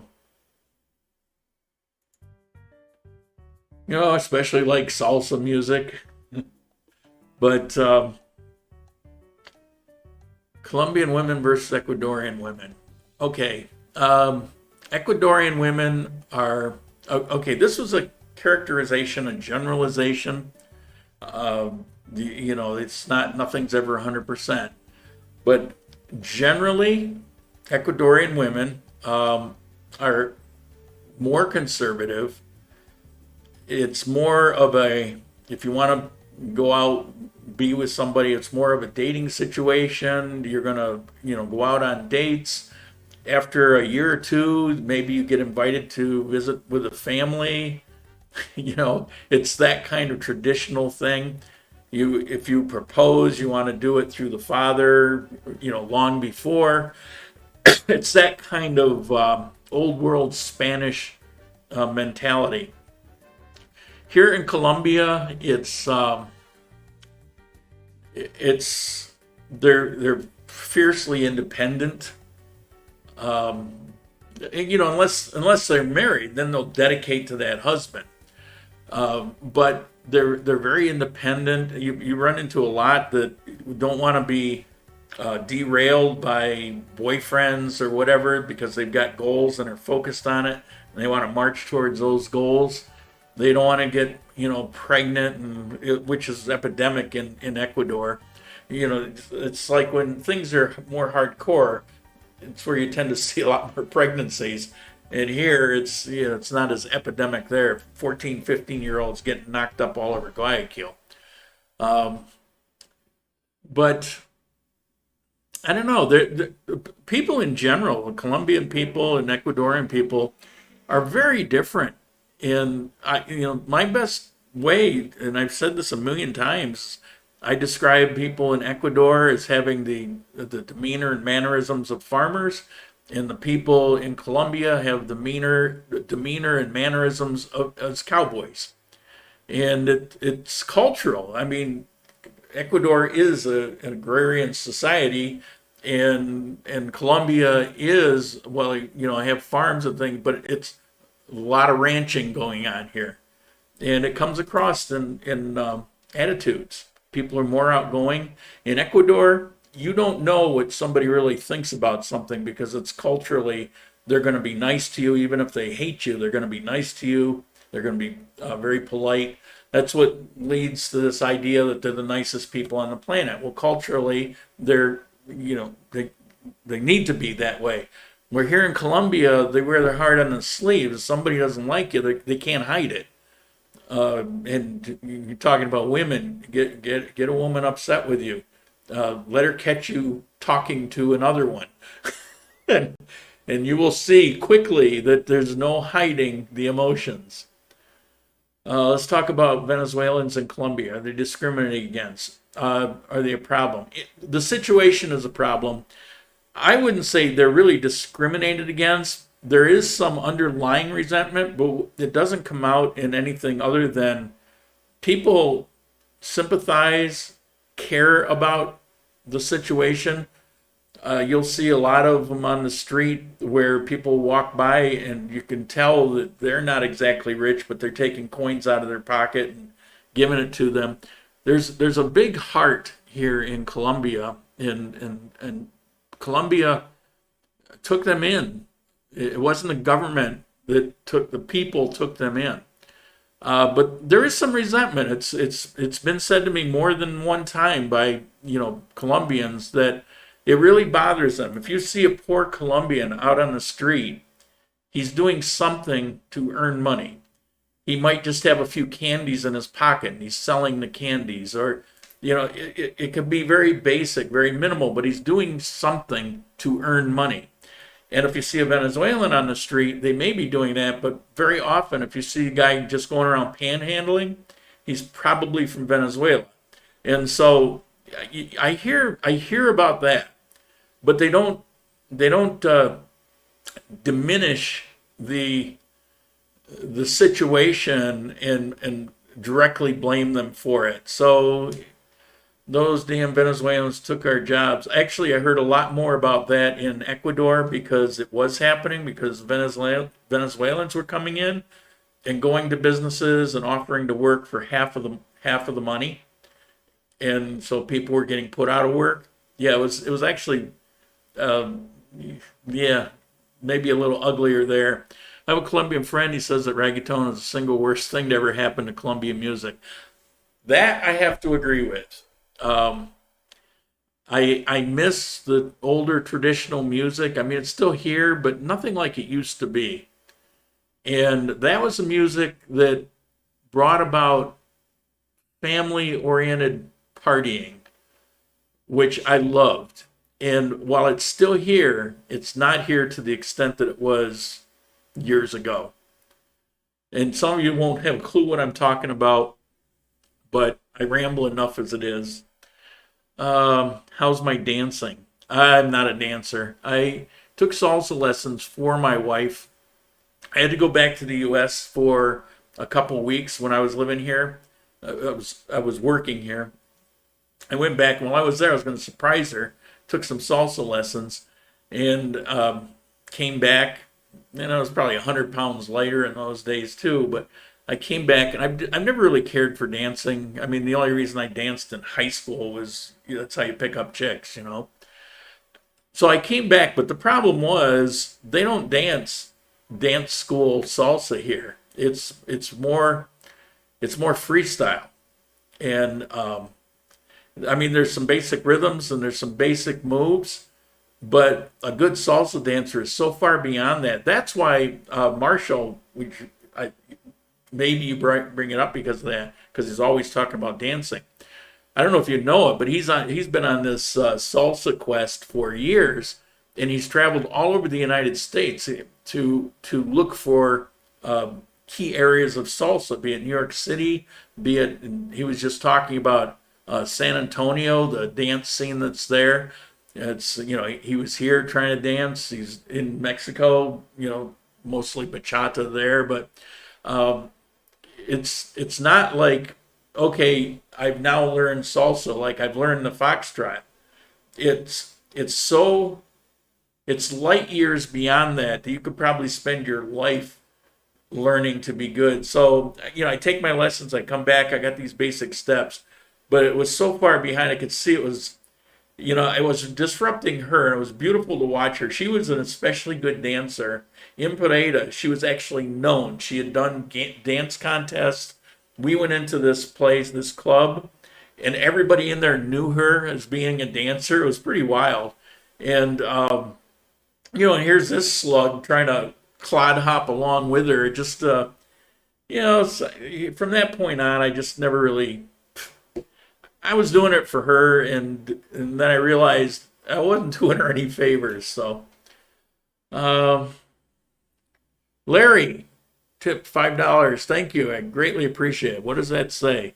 Watched every show since Cuenca. Keep up the good work, and see you in April next year. I'll be here. If I'm still alive, I'm still kicking. If the mask hasn't suffocated me. All right, where were they? Prefer honestly or polite. Wait, let me get back here. Holy, this thing really scrolled while I was yammering away. I love backing music. He's no Marshall. Yeah. Colombian women dress sexier. Well, yes, but I will tell you, yeah. But here in Armenia, before sundown, I swear they dress like lumberjacks, you know, blue jeans and flannel shirts and no makeup, and it's not an attractive sight. It's very different than, you know, 20 years ago, and it's different than most of Colombia. But come 6 o'clock, that's when the high heels come out and the makeup goes on, and all of a sudden the lumberjack is like, holy moly.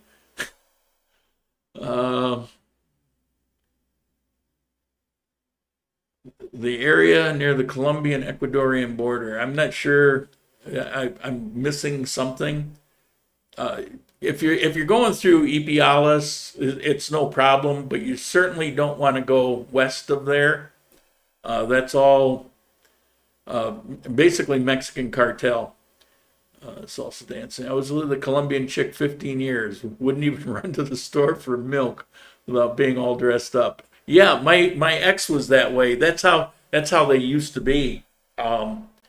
It was a 2-hour ordeal, and we could just be going to run something, 10 minutes, come back. It didn't matter. Her hair, she had this certain curl thing that she would put down, and everything had to be just so before she would walk out that door. It drove me crazy, but it was stunning to look at. For honesty, but more polite. Medellin, honest versus New York City. Kind of losing here. I'm late. Can you start over? No problem. Just hit the button. It'll start over.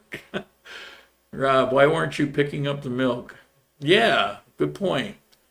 How's treatment of animals in Colombia versus Ecuador? Oh, you know, you really want to ask loaded questions. In Ecuador, they talk about how much they love their pets, but it's the classic. You saw this all the time. They get a puppy grow, get bigger, start eating a lot more food, taking up more room. It got kicked to the curb. Dogs there are they talk a good game, but what it boils down to is they're like a tool. A lot of people will just have a dog to bark, to guard the house, and they easily kick them to the curb. It's why they're rampant, you know, the dog problems. You come here to Colombia and you see everybody, first of all, you see vets and pet stores everywhere, but you see people, you know, walking their dog with a little pink harness, and it's wearing a sweater, and they're carrying little plastic baggies to pick up, so you're not, you know, you're not stepping in poop bombs all over the place. It's an entirely different world. Somebody I was talking to a couple years ago said that for him it was a sign of civility.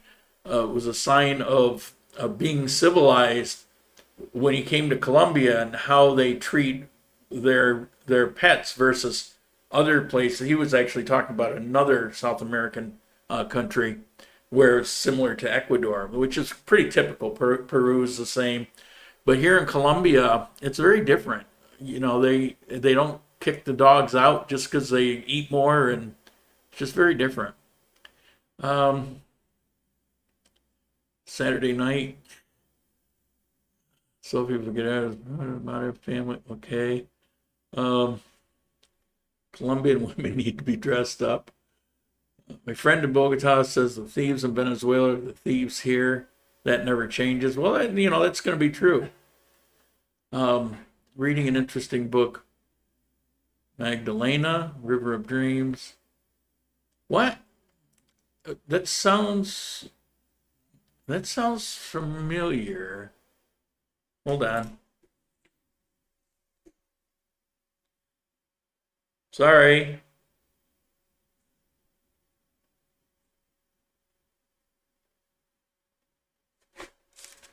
Sorry about that. Just had to write that down. Historically, there was a time when it was Venezuelans who hosted the poorer Colombians. When was that? Tell me about that. Netos, like bachata, salsa, merengue. Suavemente, bésame.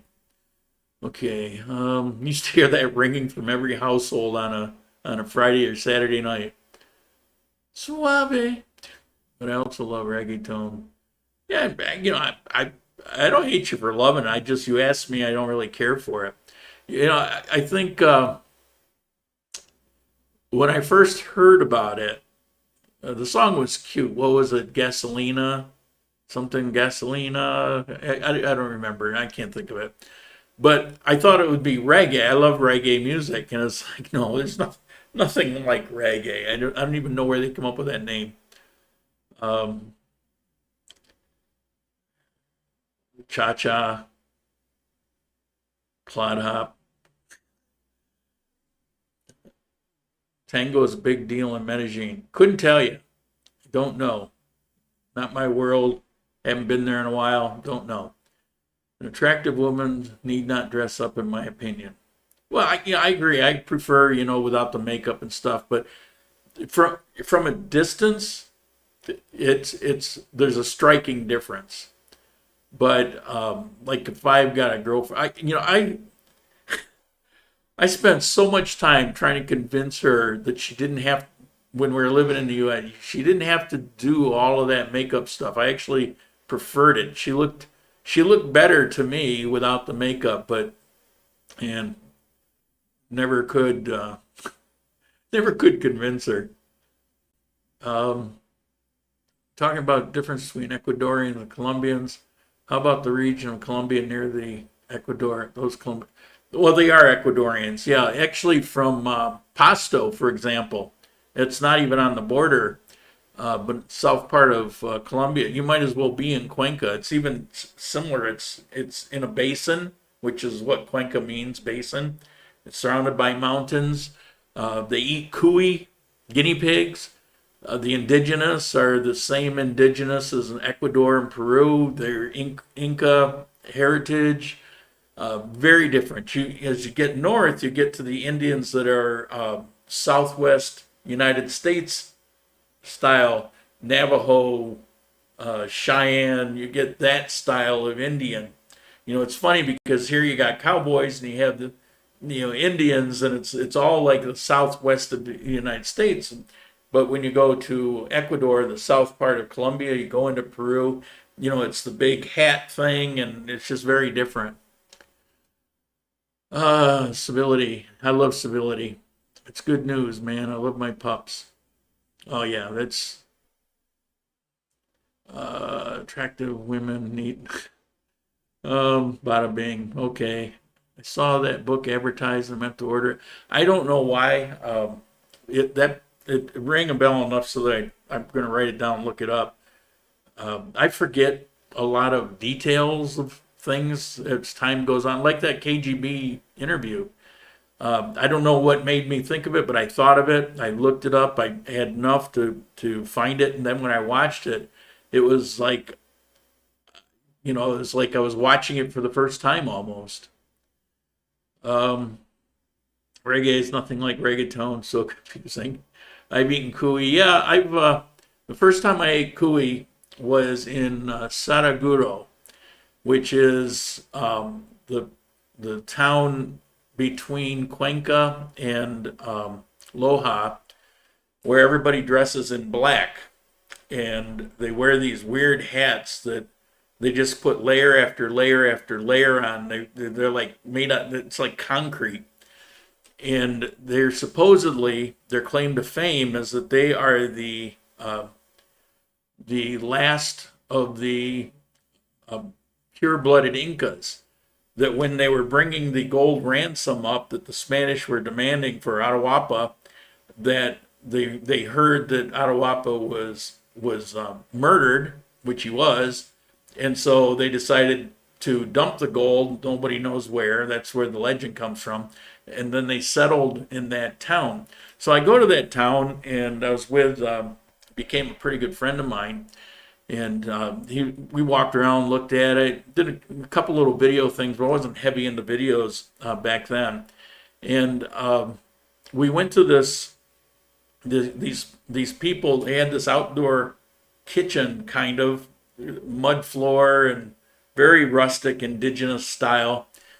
And we're going to have cuy. So we had cuy, but it really sucked because it wasn't fresh. It's like it must have been yesterday's, and it was just really greasy. Was not good.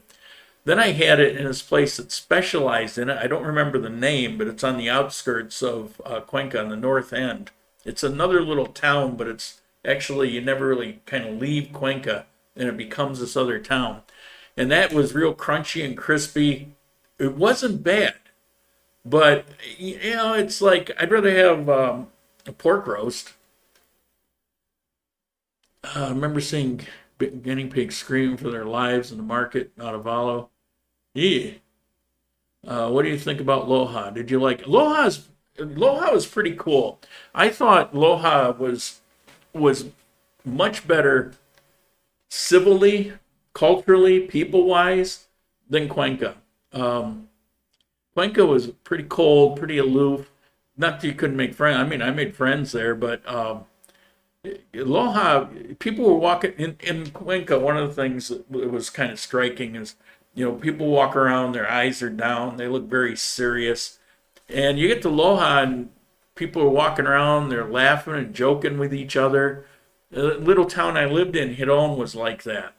And I loved living in that little town. But there were just, I couldn't get good internet there. It cost me a fortune. So that year was a very expensive year for me.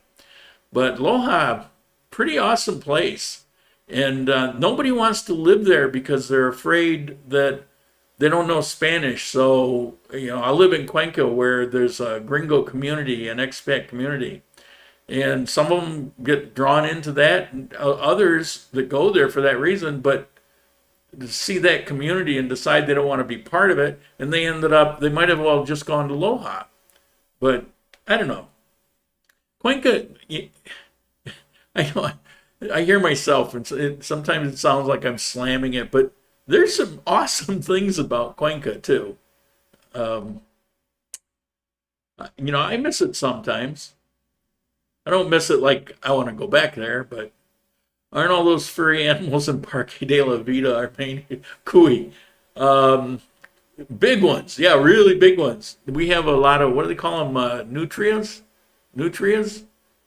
That animal, you get them down in Louisiana, these great big rats, they're just huge. They're all over the place in the park in the middle of the city here. I told Native these guys are children's pets in Canada, and they didn't believe me. Really? Most people I talked to, they actually knew that. But maybe you were out there in the sticks. I don't know. I have no idea why anybody would want to eat a guinea pig. Well, because it's a good food source. I mean, they breed like rabbits. They breed like guinea pigs. There's a lot of protein in it. There was a time when that was, having a good food source was an issue. Mountains are not the most bountiful places, I'll stick to my flank steak. That's it. That's the guy. That's the guy. Great info about Loja. Thanks, man. Anytime. I did a couple videos there. You find them. I think you'd have to go back 4 or 5 years, but did them. Big art community. There's an art community in Cuenca, but it's different. The art community in Loja is more, I'd say, university oriented, and it's more, I don't know, it's almost like in Cuenca it's more of a commercial market, and in Loja it's more of an art market. Sometimes I struggle with the English language.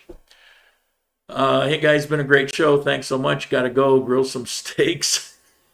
All this cooey talk got me hungry. Awesome. Yeah, what time is it? Wow, we've been going 2 hours. Well, I'll wrap it up when we get to when I start to see the viewers drop off a little bit. I'll wrap it up. But I wanted to give you some unobstructed time. A lot of times almost always I'll structure the show, and then the question and answer, it gets kind of truncated. And some of you guys have been around for so long, it's like I feel weird cutting you off. Then others of you, it's like I probably should ban you. The giant rats scare me, and I will not eat one. Now, I understand those. What are they called? All I can think of is nutria, but I don't think that's it. I think that's probably some kind of diet food. Or neutrino? No, that's physics. But I understand that in the South and U.S. that they eat those. I don't know. I wouldn't hesitate. I mean, I've eaten far worse.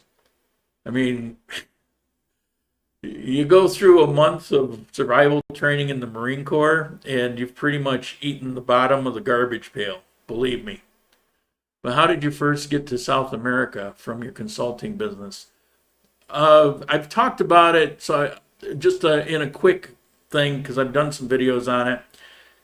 I was sick. I was sick for about 3 years. I was in bed for 2.5 years. That's how I blew up like a balloon, and I was supposed to die, and then I didn't die. And during the course of being in bed, I didn't think I was going to die. So I was planning what would I do post illness, and I decided I wanted to come to Colombia, but I couldn't. And I thought in that condition, so I went to Ecuador. I had a friend in Ecuador, was talking to her, and decided that's where I'm going to go. So I tried to make a go of it, and it was nice, and a lot of it I really did like, and but my heart was in Colombia, and then when I found out I could come to Colombia, there was really no looking back. How did you first get to South America? Oh, yeah, so on. Now, the consulting business, that was, okay, when I got sick, I had health care. I ended up losing my health care. I went through a lot of savings until basically I was broke. I had done consulting work prior, so that I could do from my bed. So I did that. And so then I had, money to survive on. I wasn't of retirement age.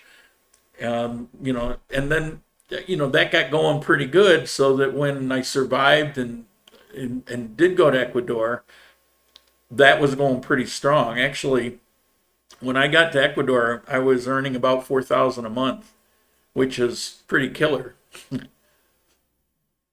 Wish I had half that now. Jesus, on $2,000 a month living here. Woohoo!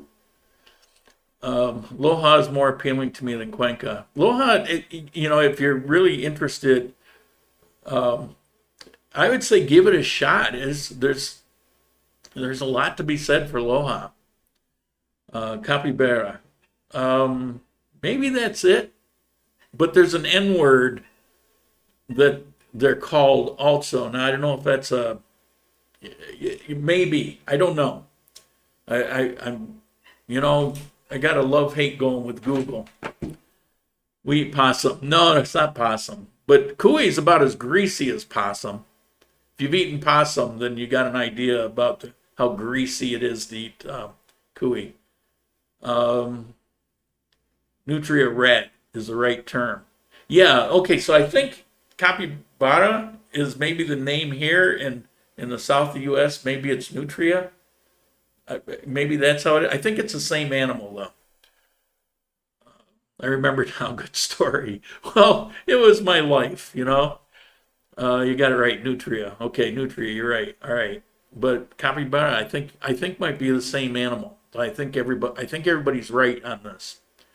But for some reason, nutria just wasn't sounding right to me. Okay, I finally got to the bottom. Don't say the N word.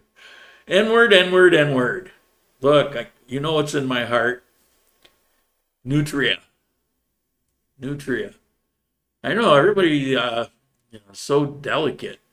I don't insult people, not intentionally. Where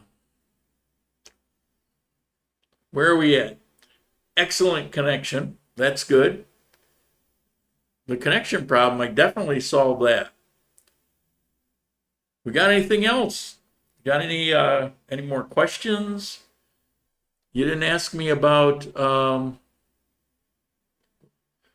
you on tomorrow morning? Yes, 11 a.m. This is not substituting. This was like an extra for all you guys put me through and all the things that you've done for me. And I just thought, let me do it at a different time, and let's just run it and see how it goes. And so that's what it's about. I guess it's kind of a thanks for hanging in there and thanks for everything kind of deal. So that's it. Uh-oh, I see my green screen is starting to get a little fuzzy there. It's the lighting. Alexa, Natalie, Sandy, what about it? Good friends all. Really great ramble. Gracias, amigo. Nos vemos.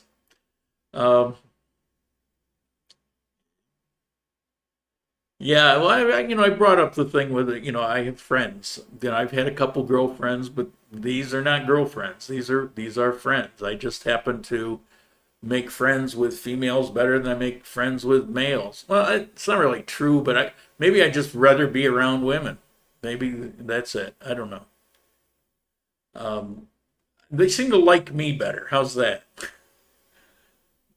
Maybe it's because I'm so set. I'm so determined.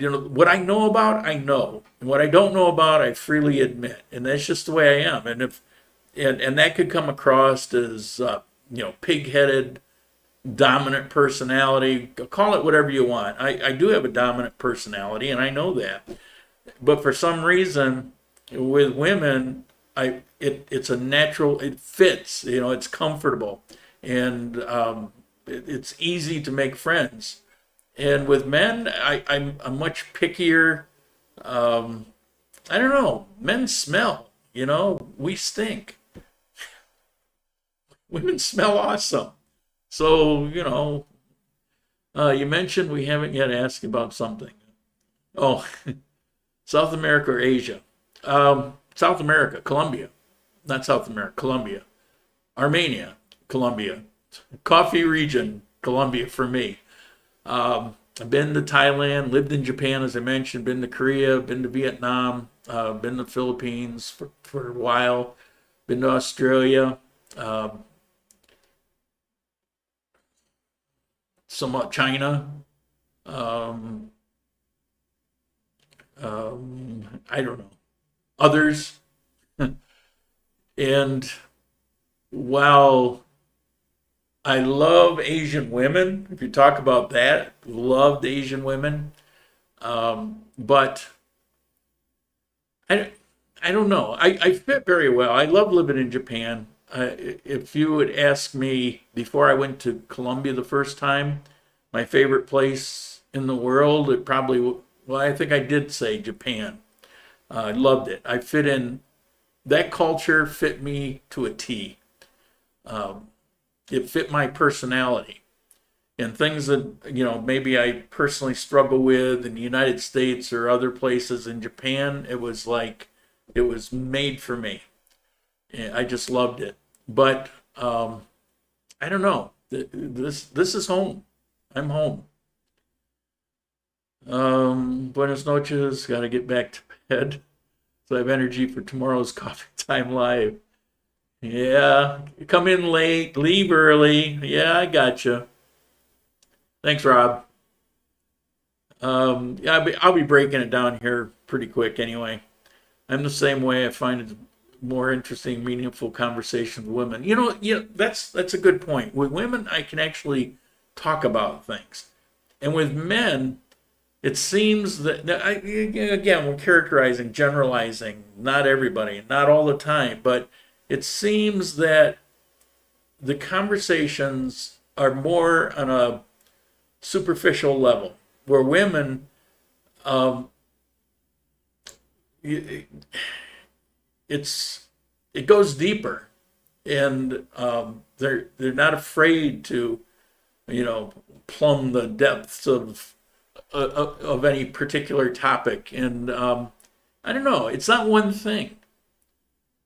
My lack of English language is a handicap for me to explain properly. When you find something that makes you feel alive, stay with it. Absolutely, I'm home. Yeah, us chicas appreciate that.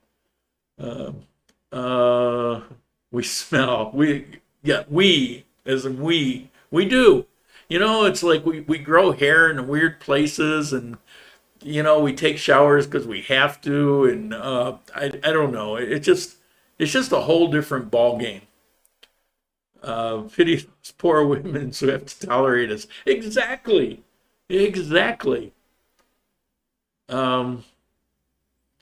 Everywhere. Another great chat. Now back to the hockey game. Hockey.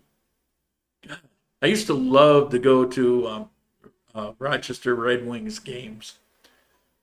Try to imagine a world without women would be quite there's no such thing. I wouldn't live in it. Found the whole machismo thing not to my liking. Well, can't. The thing is, the machismo thing that exists in Latin cultures, it's not to my liking either. It's take advantage of the situation kind of thing. And yeah, I'm not like that. I'm actually very respectful with women, and treat them like the princesses that they are. It's the way it's the way I was raised. Women are more open, absolutely. Men tend to be guarded, like I am. But you know, I find that the only time I can really open up is in videos sometimes, but with my women friends, you know, I can actually, I can talk about real things. And it's not that I'm shy. It's just that you know, if I'm talking to a guy, if I start getting off into something, you know, deep or personal or something, and somehow we end up back on the Buffalo Bills football game or something, it's just a different thing. I don't like to talk about sports or dating when I'm in a group. Yeah, maybe something to that. Maybe not. I don't know. All right. We've been going for quite a while. Viewers dropped a couple, but it's been going pretty well. But we've dropped down a bit. So I'm going to end it here. I want to thank you guys. I really appreciate it. Sorry for the crazy lighting. If I do this again, I'll try to make this a little more palatable. I'll see about maybe some more homemade lights. My backlights work like a champ. You know, and that just took a few dollars and a couple days slave labor. HD chillin'. You're getting here about the time I'm wrapping up. Jeez, maybe you've been there, but haven't seen you. Good to see you. But I'll be on tomorrow at 11. Don't know what I'm going to talk about. But I'll be there. So, let's see. Let's make this the official outro. Ciao, guys. Thanks a lot.